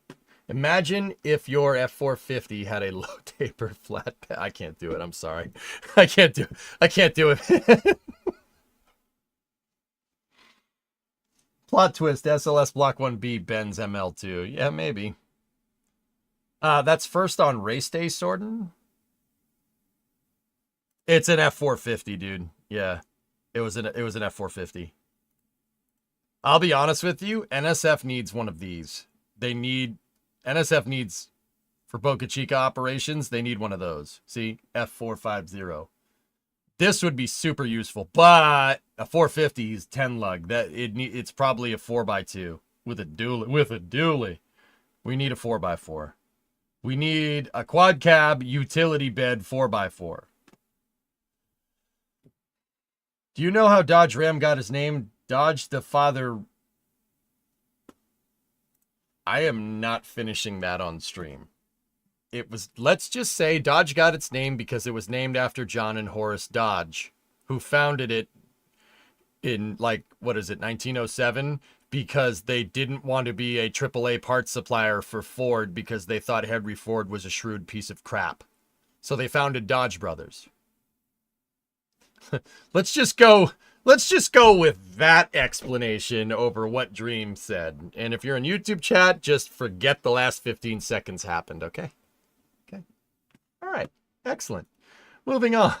Oh, this is Space. Why did you give him a sub? Why did you do this?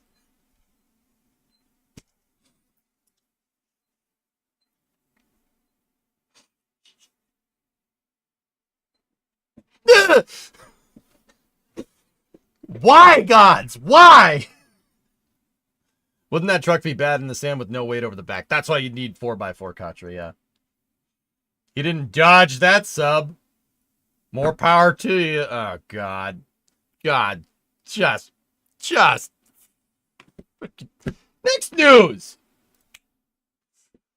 Firefly Aerospace. 6 days into our mission, we've traveled 220,000 miles while downlinking 1.4 gigabytes of data. That's a long road. There's a long road ahead, but our ghost riders on the storm have already accomplished so much.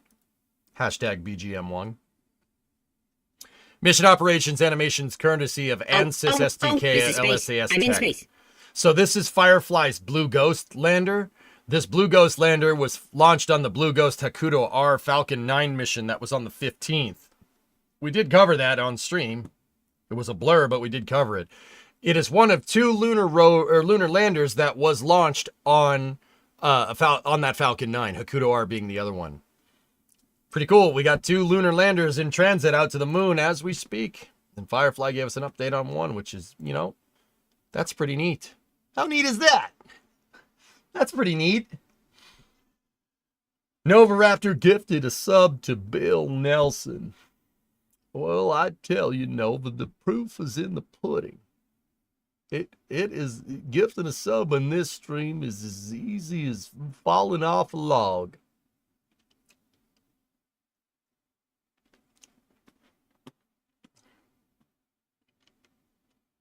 Anyway, pretty good stuff. Now, the next bit of news is not necessarily rocket stuff. It's plane stuff. Do you want a Starlink just jerry-rigged into your plane cockpit? Boom Aerospace might be, Boom Supersonic might be the company for you then. So Boom Supersonic, they're out there doing tests with their XB1 which is a civilian supersonic jet. Right now it's just a single seater with 3 engines, but they basically hotwired a Starlink to their fighter jet with 3D printed mounts, which is pretty neat.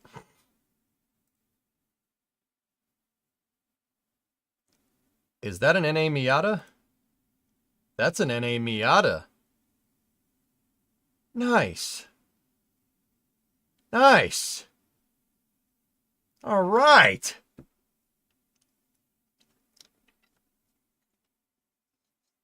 Miata is always the answer. Yeah, Bill, I want to buy a fun car. Miata. Yeah, but I want to make sure that it could be also used as a Miata. Yeah, but I really also want to make sure that I can daily drive at Miata. Yeah, but I want to make sure that I could also take it to the track and maybe do a time attack with it, Miata. Greatest sports car ever made. It really is. It really is. No, it's a 2-seater. Off-road, Miata. I've seen people put lift kits on those things, to be honest with you. There's the XB1 right there. And then that looks like a 2-seater T-38 over there. The 7-1 shampoo of cars. So what was Boom up to here? The Starlink connection, XB1 flight test harness, satellite internet streaming. With the help from a vintage Mazda... Don't call an NA vintage ever again, Boom. Why would you do this? Boom deploys Starlink during XB1 flight tests. Written by Nick Shirka, Chief Flight Test Engineer. All right. Got a little blog post here. What's the next big thing in flight test? My bet is Starlink. The satellite constellation that provides broadband internet access worldwide. Through our team's preliminary test on the XB1 program, we've seen a preview of how Starlink could be a significant enabler of greater efficiencies in manned aircraft flight testing. We could see the possibility of a whole new world for flight test telemetry. Here's how the XB1 team adapted a $500 Starlink mini antenna to live stream from our Northrop T-38 chase aircraft, allowing our entire team to see each flight in real time. No shit. Dude, that's super cool. Yo! Your dream car is an R34? I like R32s, Hermit. I like R32s. R32 is like my top 3 in my top 3 cars. At the very top of the list is a 1967 Ford Mustang, or 68 Ford Mustang Fastback GT 390 with a top loader and a 9-inch Sure Grip rear end, or True Track, or whatever the hell Ford's Posit Traction is. That's my top car. Right behind that is a 1970 Dodge Charger SE, or not an SE, Dodge Charger RT with a 440 Magnum and an A833 behind it with an 8 3/4 posi rear end. And then number 3 is a 1989 R32 Skyline. Those are like my top 3.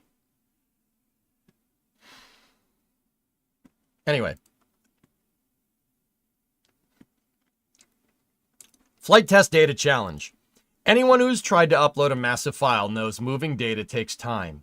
But when it becomes mission critical to receive that data in real time from an aircraft tens or even hundreds of miles away, designing the instantaneous link to the team on the ground, referred to as telemetry, is a challenge.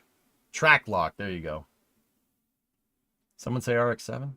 They want a 69 Charger. I like the 70. I don't like the split grill Gold Falcon. Yeah, I said it. Sorry. I like the 68 grill and the 69's taillights. And that's what a 70 is. It's a Dodge Charger with a 68 grill and 1969 taillights.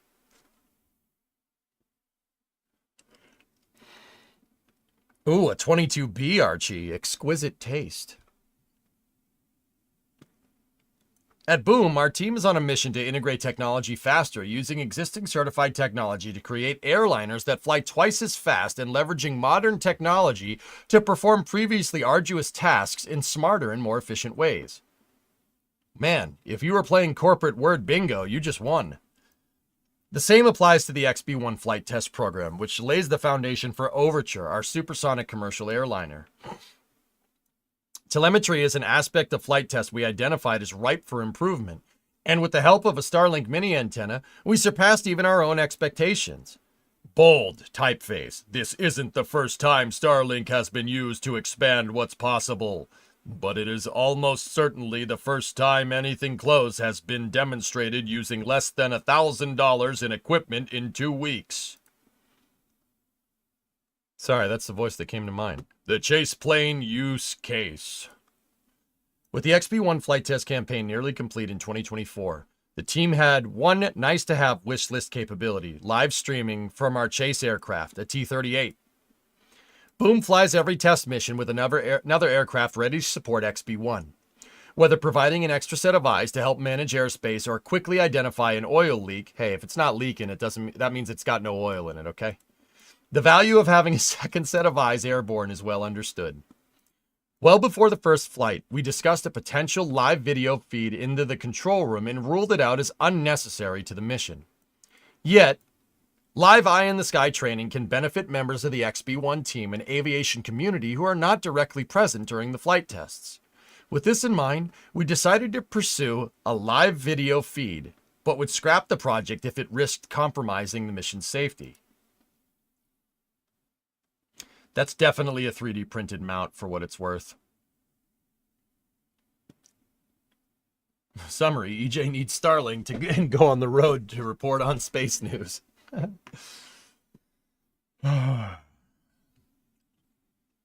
1, a 52 D100. Nice, FX. 2, 71 Hemi Cuda 4-speed. Nice. 3, 1980 RX-7. Very nice. Great. Very good. Very good. You have very good taste in automobiles, yeah. Very good. Wunderbar. I don't know why German, but anyway.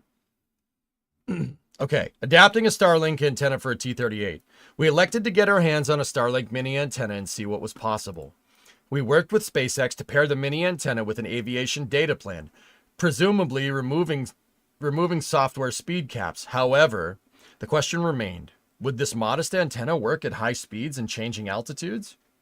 It would have to, or the idea would quickly disappear. We had no intention of modifying the T-38 in a non-reversible way. No hose drilled, no wiring hacked into. Good call. While there are aviation-rated antennas available for Starlink, they were physically much larger and simply wouldn't work with our T-38.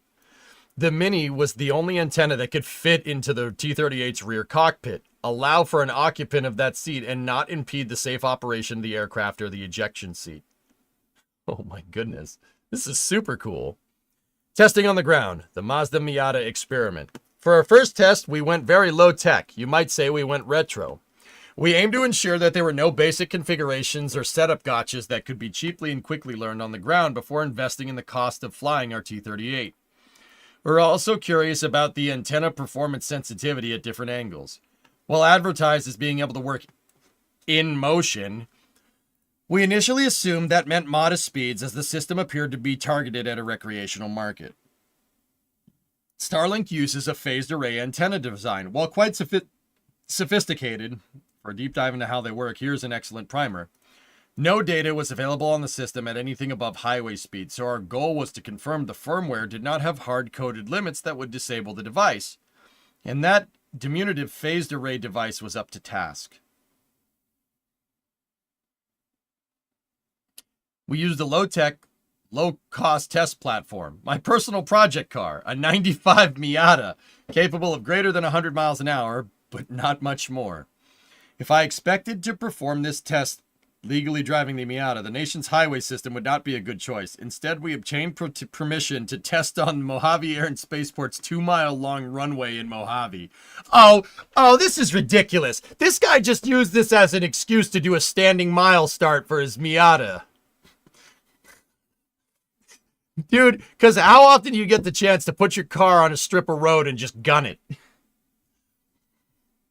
This is ridiculous. Oh, low-tech solution, my butt. You definitely wanted to drive that thing. You wanted to punch it and drive that thing down the runway. Oh, yeah, it's a Starlink test. Whatever.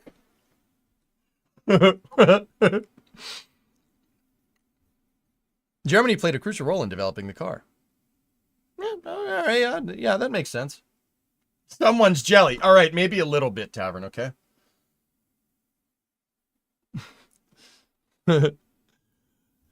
Well, the test cards below were primarily made in jest. We took the operation seriously and set clear safety limits and recovery action. We varied inclination and azimuth angles while driving at greater than 100 miles an hour down the runway, measuring download and upload speeds and latency. Each test took almost a minute to execute, so we had to take numerous runs, all in the name of science, of course. Some days are more fun at work than others. This is awesome. This is so good, dude. I love Boom. I love Boom because they do stuff like this. This is cool, man. This is great. Yes. November Alpha Mike X-Ray 5, taxi 2 and hold short, runway 18, runway 18. Contact tower. Altimeter 29902. What's the name of the test? What did they name it? MT01, Starlink Motion and Inclination Test Angle Assurement. Starlink Miata. God damn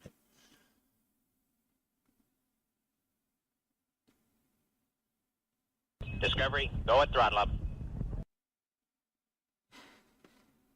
That's sick, dude. That's so cool.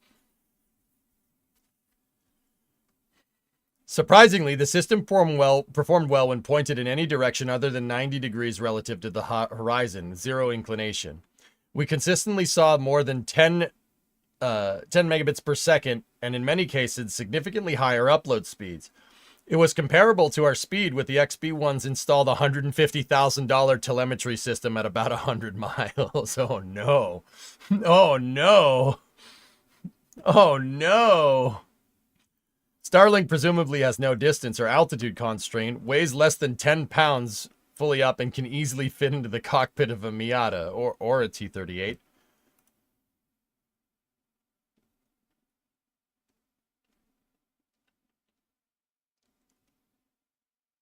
Wow. Not bad.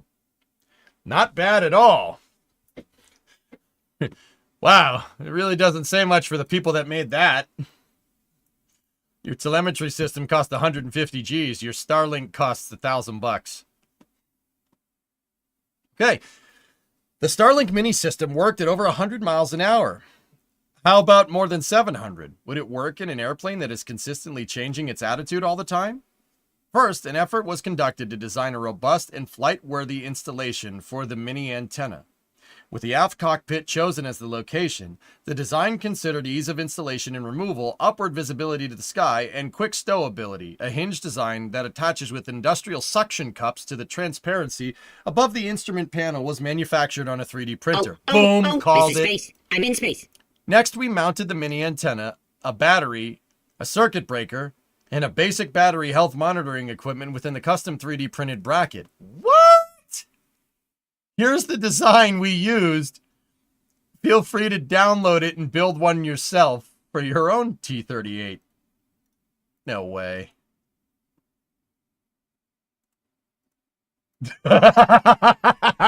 Yes! That's awesome! Yes! Dude, I want it. Yes! Dude, yep, okay. Let me just take this. I need this. I need it. I need it for reasons. I'm just gonna put that over there and just yep. Yep.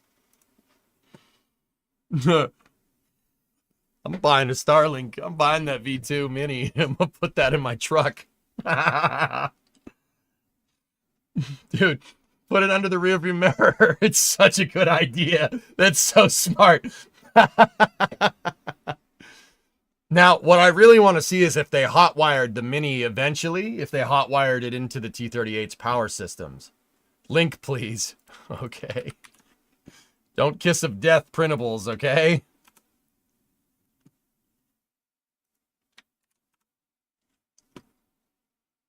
Dude, that's so cool. That's awesome. Then you could drive to Boca and stream the entire trip. Yes! How long until the USAF uses something for pilot training? Yes. Okay. We flew it up to Mach 0.9 plus while maneuvering. Again, performance stayed strong.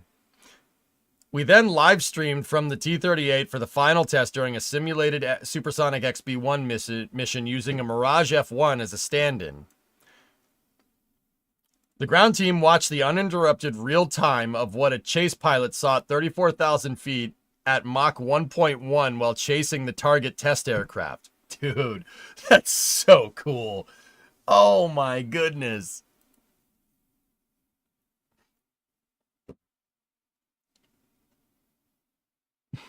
Despite having built up to this test and understanding how the system works, that moment stands out. I was completely amazed just to how far technology has come. I was simply in awe of what we were doing at such a low barrier of entry, tremendous capability at orders of magnitude less cost and effort. Bro, that's so cool. Telemetry and why it matters. Before diving deeper into Boom's telemetry system, here's why connecting these vast amounts of data to the ground in real time is crucial during flight testing. The Wright brothers were the first flight test engineers and test pilots. In December of 1903, they flew without a pen and paper for note-taking. They relied on memory alone to track their actions of the aircraft's response. Only one photograph exists to document this historic feat. So that's what those F1s I saw on Flight Radar were doing. Oh, cool.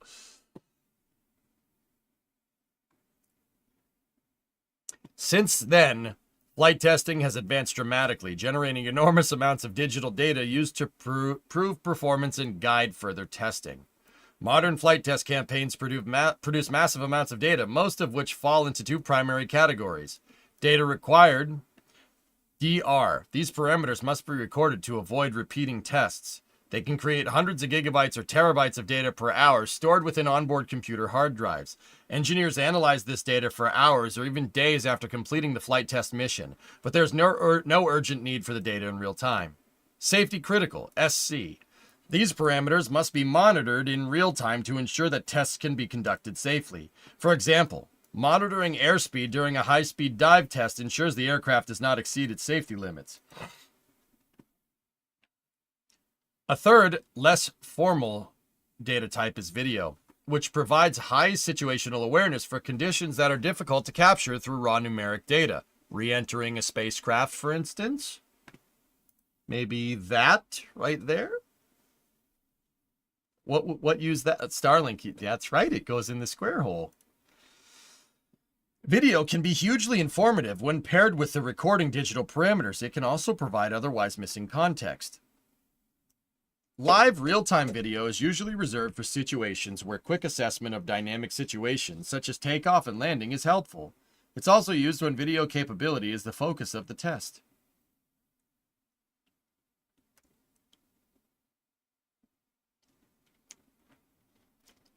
When an aircraft has numerous safety-critical parameters, one pilot alone can't monitor all of them. Control rooms staffed with engineers allow for real-time oversight of these parameters. However, This demands a reliable, real-time data link between the aircraft and the ground. After an aircraft program identifies the need for a real-time airborne telemetry system, the first significant design choice is whether to own the entire infrastructure end-to-end or leverage an external network. Commercial aerospace projects use proprietary line-of-sight radios or rely on cellular networks or satellite communications, SATCOMs, when operating far from home base. Before diving deeper into Boom's telemetry system, here's why connecting these vast amounts of data to the ground in real time is crucial during flight testing. Cellular networks. This is technically feasible, but often limited by coverage gaps in remote flight test areas. Regulatory rules, analogous to being forced to put your phone in airplane mode, also complicate airborne use. Traditional SATCOM. This is effective, but tends to have high latency due to geostationary satellites 22,000 plus miles away. Substantial upfront hardware and recurring subscription costs. Despite the drawbacks, many large aerospace companies use traditional SATCOM and accept that these high costs in return for reliable long-range coverage. They may pair that system with a line-of-sight radio link that can supplement the operation when close to home base. During XB-1's early development in 2018, we identified the optimal telemetry system for our campaign. Given its 100 to 200 mile anticipated max range, we used the line-of-sight radio system.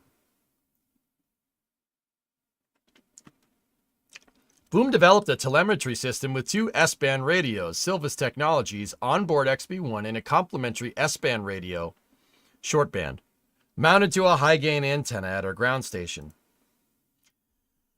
XB-1 communicates over these radios on a private Ethernet network, essentially making our control room an extension of its onboard avionics.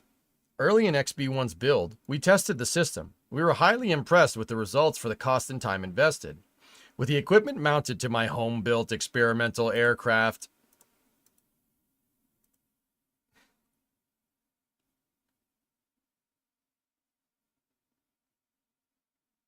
oh, so Nick just built his own plane. As one does. Sky Miata. Yeah.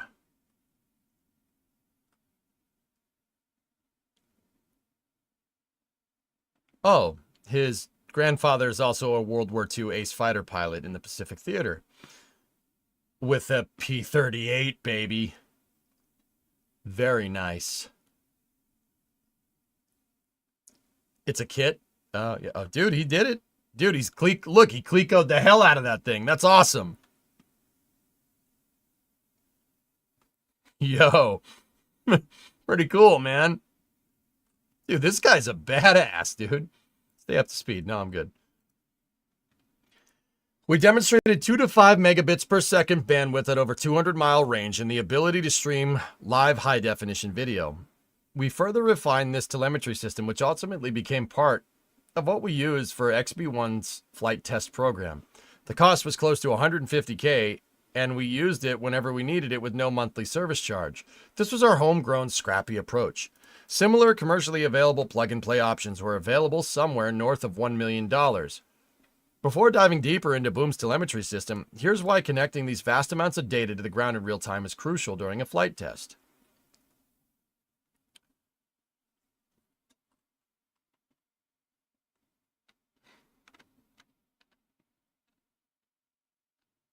This man is not real. Dude, this guy's cool, man. You know what the crazy thing about this, Vargon? There's thousands of people out there like Nick, which is pretty cool. All equally as badass as this dude. Like, there's plenty of super talented engineers in this damn country. It's pretty awesome, man. There's thousands of us. Millions of us. Engineers are everywhere. I'm not an engineer. But also, I play one on Twitch, so that's good. I once assumed SpaceX used custom hardware for its rocket launches, which enabled capabilities that were out of reach for aviation startups. Instead, the XB-1 team, a Mazda Miata, and a $500 Starlink mini antenna, and an on-demand data plan gave serious competition to legacy telemetry solutions. SpaceX and Starlink have already demonstrated far more impressive feats than our test, such as live broadcasting from a re-entering Starship engulfed in plasma on the opposite side of the planet. Other SATCOM systems also have supported aviation for decades, but the crucial difference is the small form factor. affordability, and simplicity, now available off the shelf. Starlink's low-latency, low-cost approach is poised to democratize real-time connectivity for flight test campaigns. Whether the application streams from a video from a chase plane or transmits safety-critical data to control rooms, this technology could open new possibilities and efficiencies in aircraft development and testing. With further demonstration of its repeatable reliability for safety-critical flight test telemetry, Starlink might change the game for future flight test efforts and other small aerospace ventures worldwide. Super cool. That's awesome.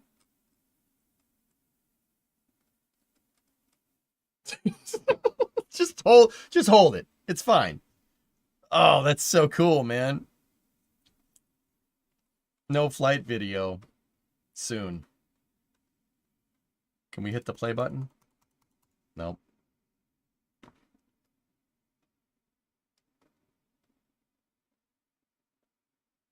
Look at the fall off after 50 miles, dude. You see that? Actually, that's about, what is that, 62 miles. After 100 kilometers, it falls off really badly. Interesting.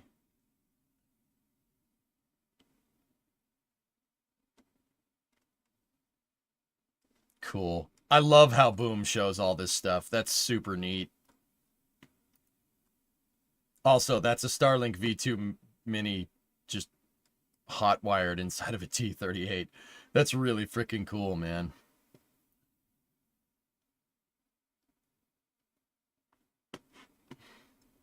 That's really cool.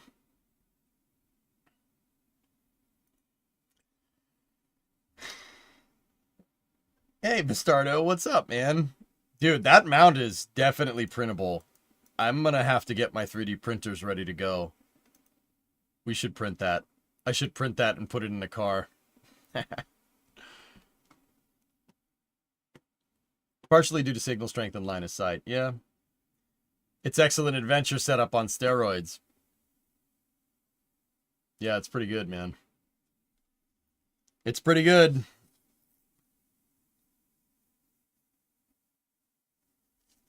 Actually, Ernok, you know where that would really be good? On the back window. On the back window of the truck. Outside. Like, you put that on the back window outside and maybe cover it in perspex or something. Make an enclosure for it on the back and stick it to the window. It's actually a really good idea.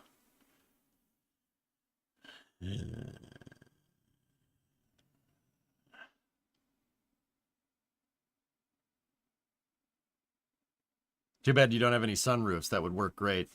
Yeah. Yeah. Gonna have to think about how we want to do this. Don't use PLA. Yeah.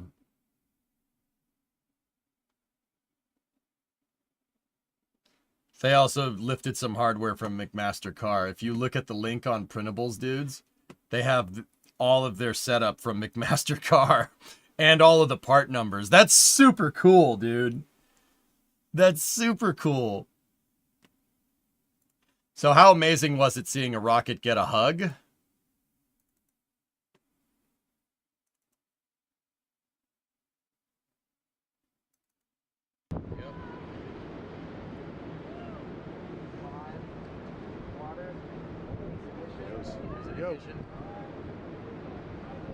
You tell me, I.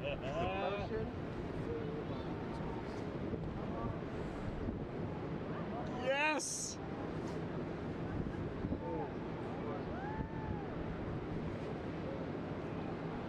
That's what I saw, dude. Total FOMO, congrats on seeing it live. Apocalypse, the next flight is not that far away, dude. Go and see it. I'm telling you. Stop convincing yourself not to, and just go and see this. It is. Yeah, Ivan, hold on. Mira. Here, just hold up.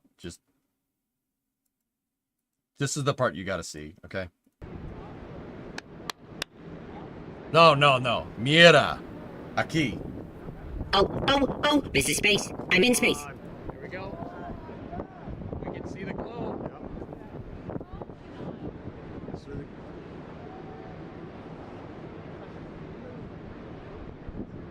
Fly, baby, fly. Come on. Do the thing, do the thing. Yes, come on. Seeing some vapor on it. So good, dude. It's so good. I can't stop watching it. Oh, Come on, baby. come on, light it up. Yeah. We got a light. It's coming down, it's coming down. Come on. Oh, it's slowed way down. Down to 3 engines. Come on, bring it on home. Dancing over there like it's nothing. Come on, baby. Yes! Oh my.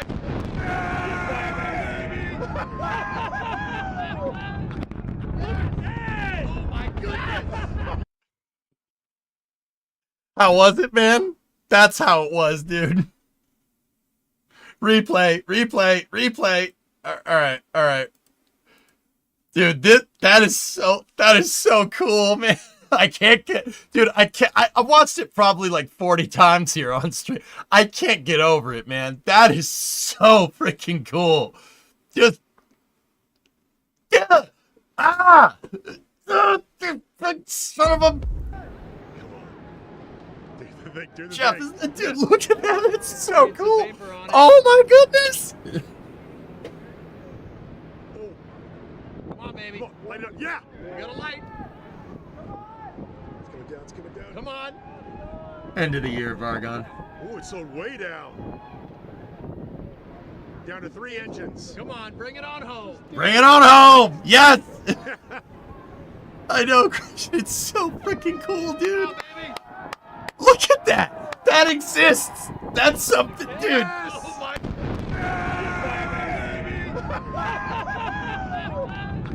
Oh my goodness.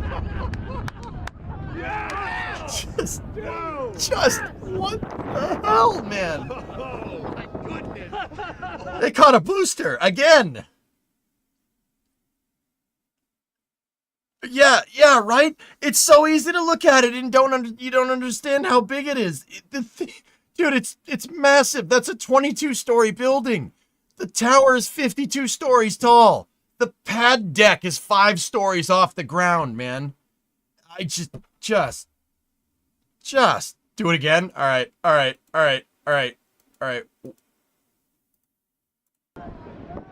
can see the globe. All right. Did you get close to it before flight? I'll show you. This is 5.8 miles away. Come on. Do the thing, do the thing. Yes, come on. Seeing some vapor on it. Oh, Come on, baby. come on, light it up. Yeah. We got a light. It's coming down, it's coming down. Come on. Oh, it's slowed way down. Down to 3 engines. Come on, bring it on home. Dancing over there like it's nothing. Come on, baby.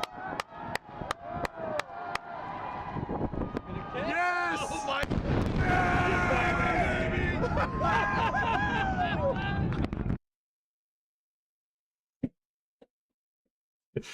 That looks so wrong. It looks so wrong. That just ain't that boy ain't right. That booster ain't right, boy. I tell you what. Here, you want to see how close I got?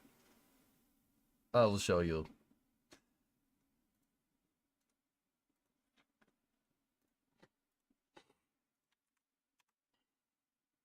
How's that? I took that picture. Is that close enough? How loud was the hot staging ring booms? You could hear it, Vargon. The hot staging ring booms sounded like Falcon 9's cracks. It sounded like Falcon 9 booms. The super heavy boom, you felt it, dude. It knocked you back a little bit.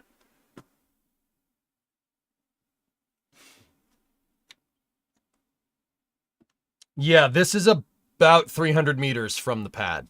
Yeah, how's that for close? This is the pic from the dunes, chicken. Yeah, exactly. This is from Danger Dune. Like I said, we could here. Let me load up Erebors' pictures. I'll show you.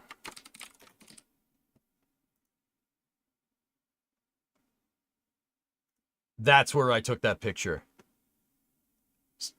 There's me and Das. No, this is actually, you can get closer. There's a fence that SpaceX put up basically right where the mouse cursor is. I didn't have time to get up close like that. You could probably get about 100 meters from the pad if you really want to. There's Das shooting Jack, shooting Starbase update. Danger Dune. I'm still in awe that we can catch a 22-story flying building out of the sky. It is wild, dude. It is just... this is the hotel roof where we saw it. You could see the rocket out there. That's what we saw. That's where this was filmed from. Dude, it's just... I can't believe it. Can't believe that happened. Yeah, also I helped Jack with the Starbase update. Are you going to feel left out during Flight 8 with NSF? Journey, I have a feeling that this is not the last NSF cast that I'm going to do for Starship for them. Spoiler alert. When they announced they were going for ship catch, will you go again? Absolutely. Yeah, guys, I don't know if you've watched, like, past Starship casts for NSF. Like, I don't know if you guys watched, like, Flight 6 or Flight 7 and compared this. Yeah, we hit it out of the park. I'm really proud of what we did with the Flight 7 cast. I'm really proud of it.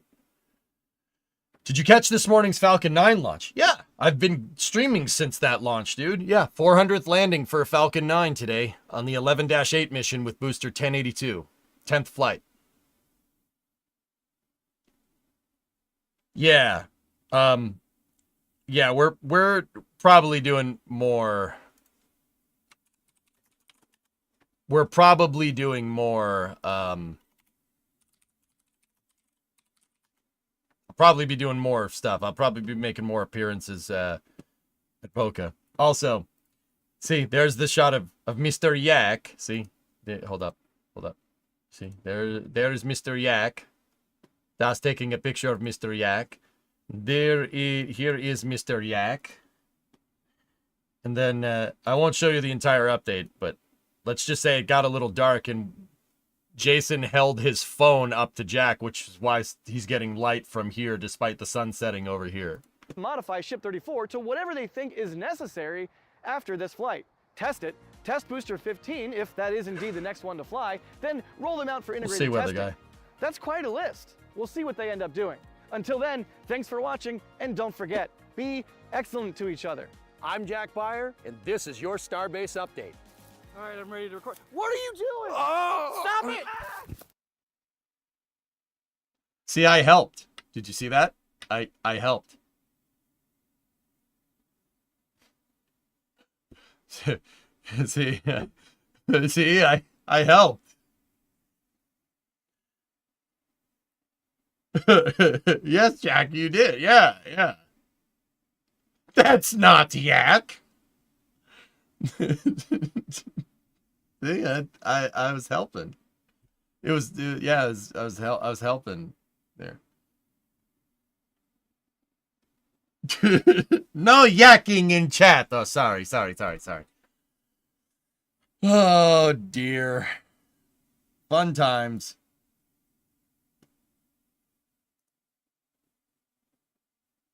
Yeah, guys, I have a bunch of pictures that I took around Starbase and stuff. I should probably share them. No yakking. Sorry. It was a phone light, Yannick, yeah. Look, I found him in the wild. Oh, that is a very nice yak.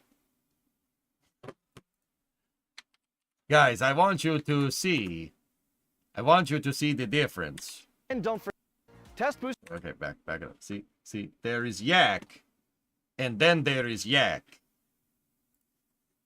See, yak, and yak, yak, and yak. Do you see the resemblance? Very nice. Did you see any fans at Boca? We had people coming up to us, May. Yeah, all the time. Damn it, I'm eating yak and yak. I can't see the difference. Sorry. The second yak that got too close to Flame Trench, yes. He is an original yak. Okay, I think we're done. This is the same picture. Like how Chris B is horse. Yes. Yes. Yak. Yak. And yak. Jack's gonna kill me, dude. He's gonna freaking kill. He's gonna be so pissed. He's gonna be like, why are you comparing me to a large ox animal? Stop it. If you could do one video for NSF, what would it be? Starship cast. Oh, wait. I already did that. Yak, meet the yak.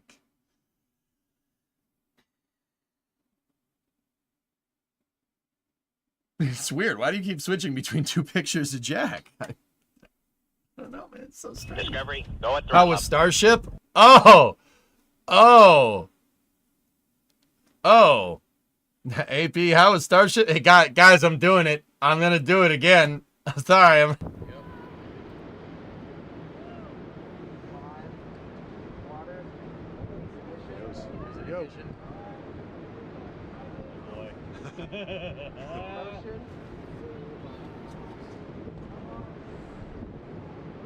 Yes! She's got some power, mate. She's got a lot of power. Like right in this area here. Yeah, right there. Just really likes to get up and go. Dude, it's a monster. It is it AP, dude, like, I'm not trying to be like, oh my god, my life has changed. Dude, I will say seeing that thing fly changed my perspective about how, like, launch vehicles work. That thing is on another level of power that we just don't understand. Like, I try to teach it and I try to convey it, and that's with, like, Falcon or Vulcan, you know, or Ariane 6, like regular rock. Dude, this is on, it is on another level that it's just, it's like if you go to the drag strip and you see somebody taking their, like, Commodore, like a stock Commodore down the drag strip, right? Or like a top fuel dragster. That's the difference we're talking about here. Like, you know, we're talking about, like, you know, 12-second car going like 120 miles an hour, or a top fuel dragster that does like a, it's like does the quarter in like 4 seconds going 300 miles an hour. It is a completely it's turbo, completely different thing, dude. It, like, here, just watch, just watch this. It's coming. Adrian, it's approaching. No, Commodore is an automobile, Yuri, from Australia.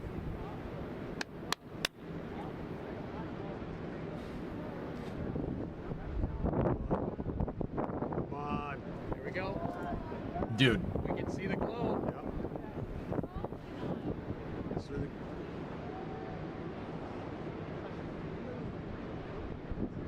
Fly, baby, fly. Oh my god!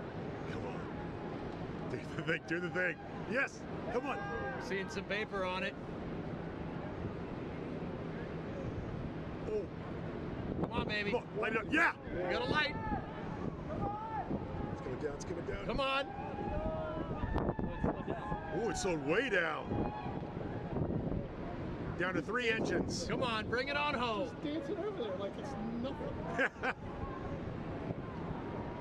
Come on, baby. Yes! Oh my.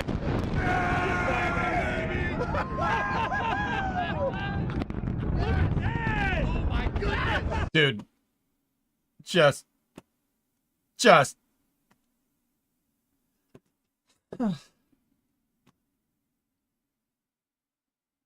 I love that picture, Vargon.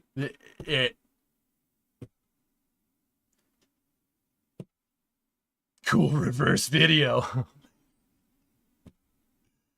AP, that sonic boom shook the building we were on, dude. Like, rumbled it like an earthquake. I'm telling you, man, that is on another level. Like, I want to say, like, we have no idea what the hell we just unleashed. That thing is just... Like, I'm struggling, like, with this thing. It is an absolute monster. It's the spaceship from freaking hell, dude. Like, I had to do it. And you know what the crazy thing is? You can walk right up to it. You can walk right up to it. I got that close, man. I took this picture.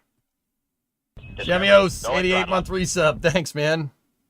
So 33 F1 engine Starship. That'd be awesome. They caught a booster? They did catch a booster.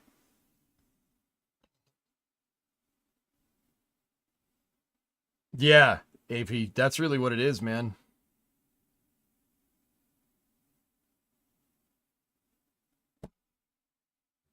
Yeah, see, there's a picture of Das and I doing our thing. Dude, like, yeah, that's the camera that we set up for the NSF footage. Dude. This camera and equipment is actually, if we look at Starbase Live, it's actually, here. Yeah, AP, you should see it, man. You should see it. This is that camera right here. This one. The one that's looking down the production site.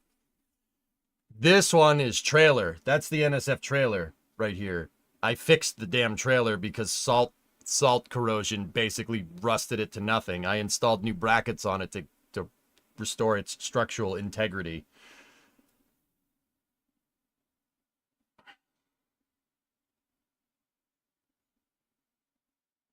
Oh, and one more thing. While we were setting up trailer the last night I was there,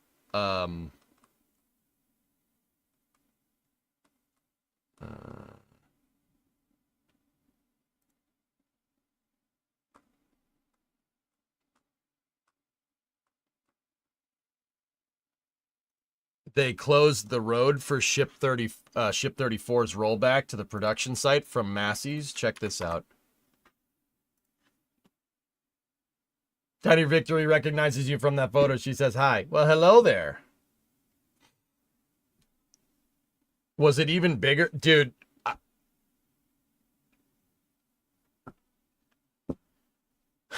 I can tell you that thing is 52 meters by 9. 52 meter tall, 9 meter diameter. I could tell you, or I could just show you these pictures. Like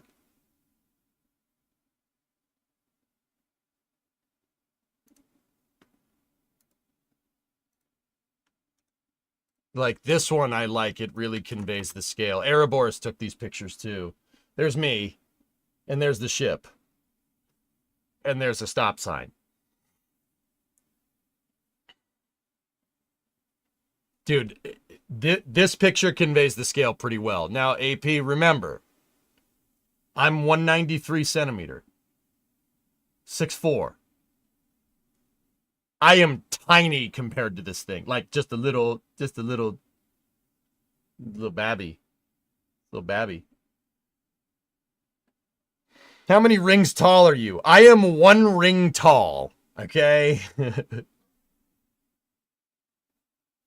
Seeing this thing this close is just...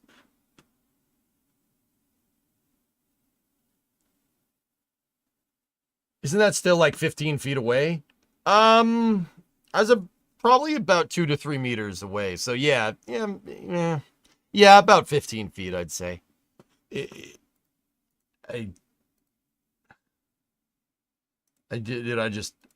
Here, I'll show you another one. This one has DOS in it. Here, look. That's how close I got. Dude, Dude, this thing gets into space. Well, 33 didn't, but dude, she's a freaking monster. Like, this is what I mean. I saw this thing and I was just...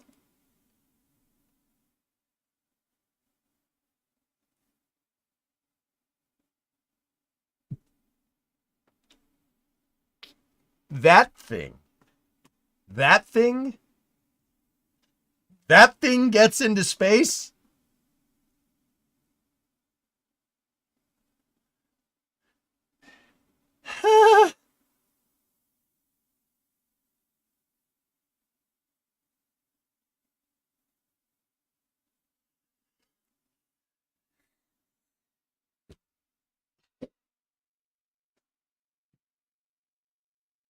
Okay, all systems.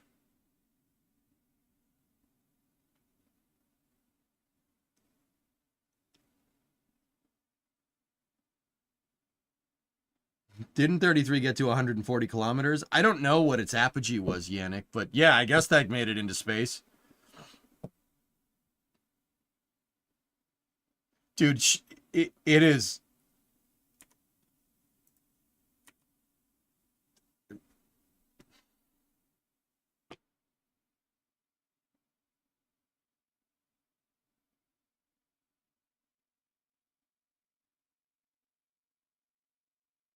I'm telling you, man.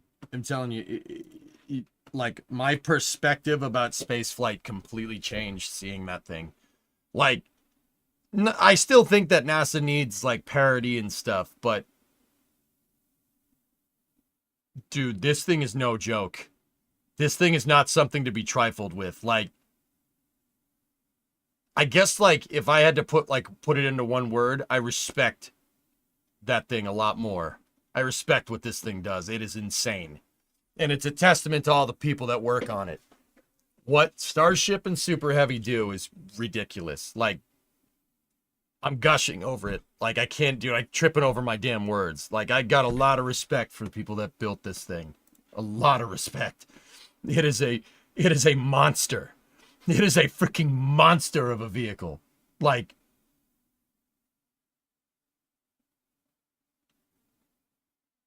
the Slayer of spaceflight vehicles. Like Slayer, like the band.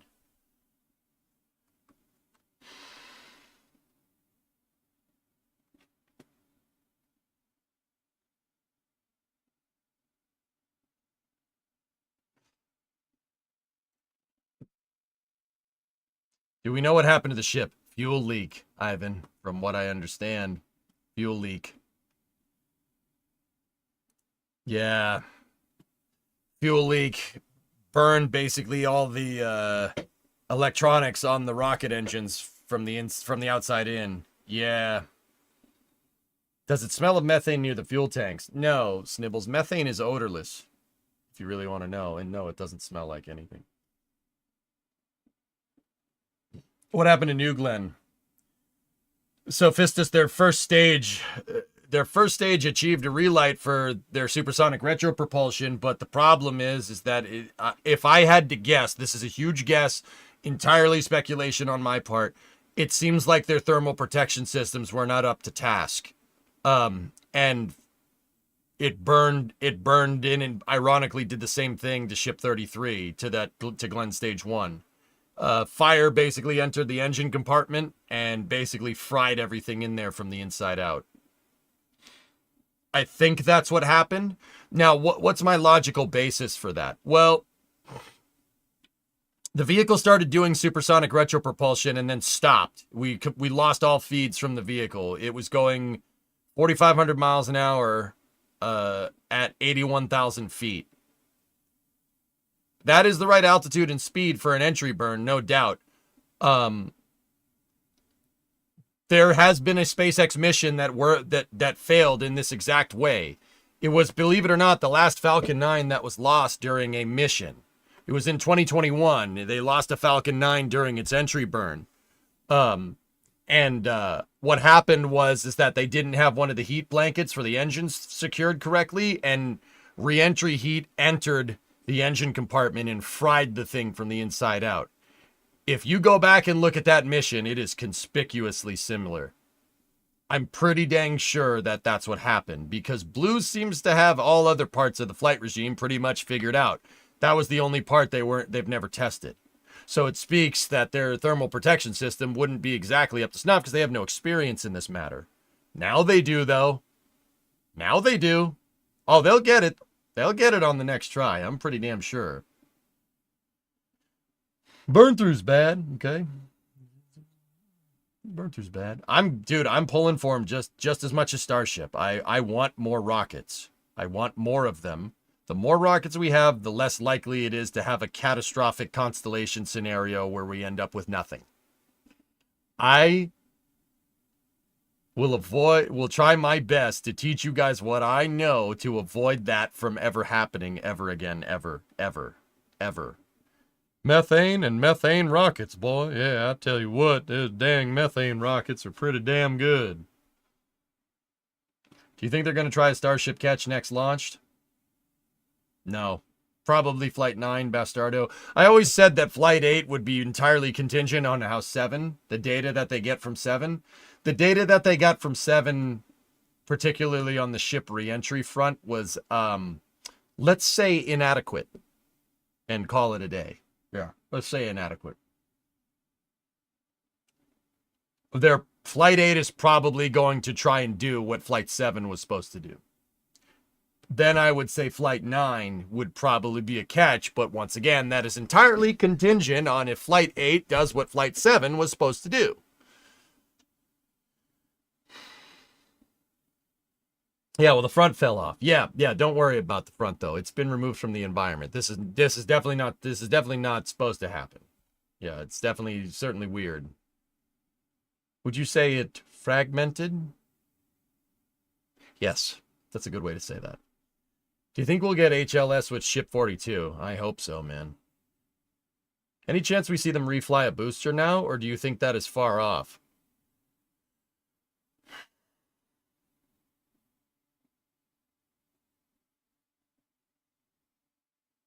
I said on the NSF cast, Gold Falcon, I said on the NSF cast that they're probably going to reuse a booster when they get the second pad operational.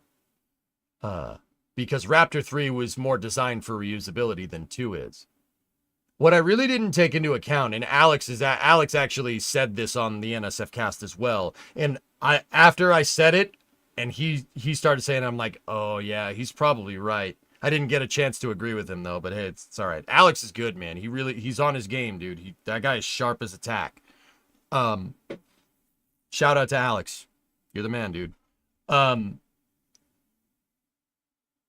Alex said that they're going to reuse a booster sooner rather than later. They just, dude, they can't keep just storing these boosters in the rocket garden. You're going to have to reuse one. You don't have the space. He's right. He's absolutely right. Booster 12 is sitting outside right there. See it? That's the Flight 5 catch booster. That thing flew into space right there. Can you believe that? They don't have the space, dude. They don't have the space, nor do they have the storage stands for it. Now, could they make more? Yeah. Will they probably? Yeah. But, see, it's an interesting train of thought here, right? An interesting train of thought. So what is it? Okay. If they needed more transport stands, SpaceX would just make more transport stands. They'd just make them. It's just, what? You can't, what? Can you not afford it? It'll be fine. They can just make another transport stand, right? But they're not. Interesting conundrum here. They could just make another one. Dude, they're cranking out the freaking OLM for this thing, like, in less than a year, which is probably one of the most complicated pieces of GSE ever devised, Mechazilla notwithstanding. The second tower is also about to get its chopsticks and its carriage installed, which is also very crazy to me. I saw the chopsticks in the carriage, and then the day after I left, they moved the chopsticks and the carriage to the build site. They're over there behind the yellow crane, behind that Buckner. They're over here. You could just see the edge of a chopstick right there. See it? So here's the thing. If SpaceX wanted to build another stand to store more boosters, they would just build another stand and store more boosters, but they're not. right? That tells me that we're going to see reuse, and this is based off of what Alex was telling me. That tells me that we're going to see a booster get reused sooner rather than later. That's my supporting evidence for that. They can use one for horizontal testing. Goalie, if I had to guess, because booster 12 is on its on the old booster transport stands, that's probably the candidate for that, if I had to guess. Right? Because I had this argument with Ryan Weber on Flame Trench a little while back. He's like, they don't have the transport stands. And I was like, they could just build another transport stand. What are they going to be like? Oh, that's where we draw the line. We just crapped out an entire space center here in South Texas in the middle of nowhere. We can't make another transport stand. Nope. Right? No. If they wanted another transport stand to store more boosters, they would make another transport stand, but they don't. So that tells me we're going to see one reused sooner rather than later. Because SpaceX doesn't seem to want to store these things. Was that Elon's voice? No. What do you mean they do it? What do you mean the rebels blew up the Death Star? Oh, that thing wasn't even paid off yet. What the heck is an aluminum Falcon? Interesting that Elon is keeping it low key. It's not really his style. What do you mean low key? Dude.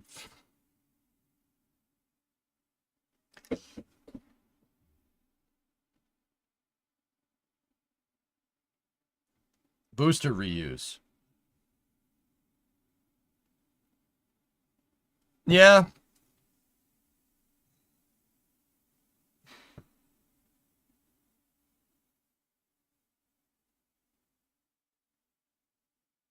You must smell like a foot wrapped in leathery burnt bacon. Can you explain what the star tracking that they added on the ship, where it could be at? The star tracker? So the star tracker is most likely on the backside of the ship. It's probably over here somewhere. Probably in this area here. I don't know exactly where it is, and I forgot that they added it, Brand, to be honest with you. You just reminded me. I know that Ship 33 had an upgraded tracker on it. What does a star tracker do? It's just a camera that takes pictures of stars. Why? Why do they take pictures of stars? What is that? For navigation? Yeah. You navigate in space the exact same way that you'd navigate sailing a ship, using a sextant. Yeah, believe it or not. You want to know the guy that figured that out? Well, his 95th birthday was yesterday. Buzz Aldrin wrote his thesis paper about this at MIT. About using the stars to navigate. Same way you'd use a sailboat to navigate. Just because you're 270 miles that way or 400 kilometers that way doesn't mean that the constellations are going to change. Heck, you could be at Pluto and the constellations still wouldn't change. You can use the stars to navigate. The space shuttle had a star tracker. So did the Apollo CSM. Yeah, Bryn, that's what they're used for. They use the stars to figure out what's called a reference frame. So the booster can figure out where it is. So it knows where it isn't. Yeah. I'm more of a Star Warser. Yeah, I get you. Yeah, Galaxy. He was hanging around with the orange guy. Yep.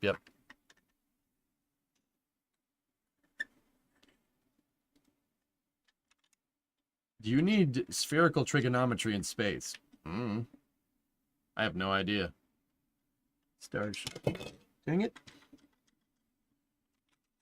Look, it's waving.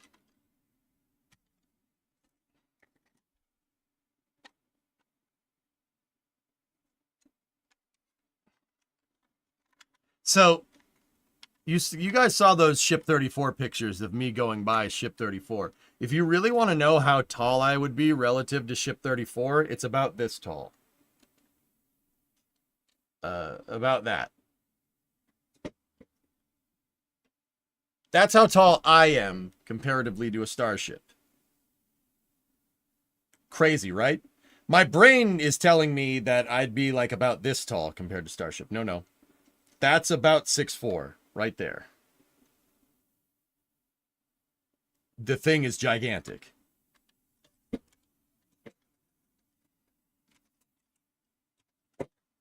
Dude, she's a beast. Geo. Nice, Matt. Nice. Anyway. Okay, guys. That's going to do it for Space News. Great conversations, good discussions. Love hanging out with you guys. Love talking about this stuff. I love showing off that footage. It's really, really cool. And that's the short version. Yeah, exactly. You're going to be nose art on the next ship, right? Yeah, sure. So that's going to do it for Space News, guys. I want to do after hours. I want to keep going with workers, but also at the same time,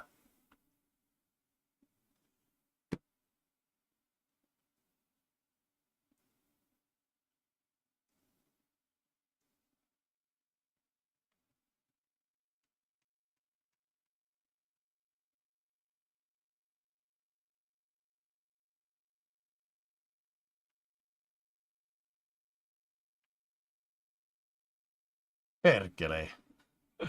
Rest, but I want to play workers, man.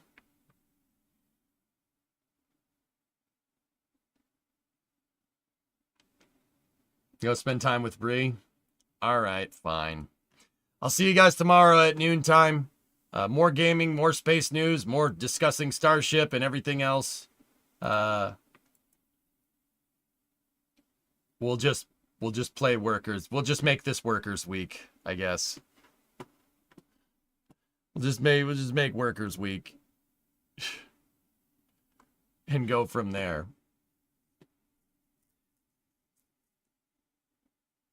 And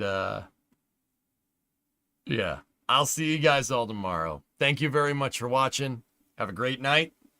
I'll see you at noontime tomorrow.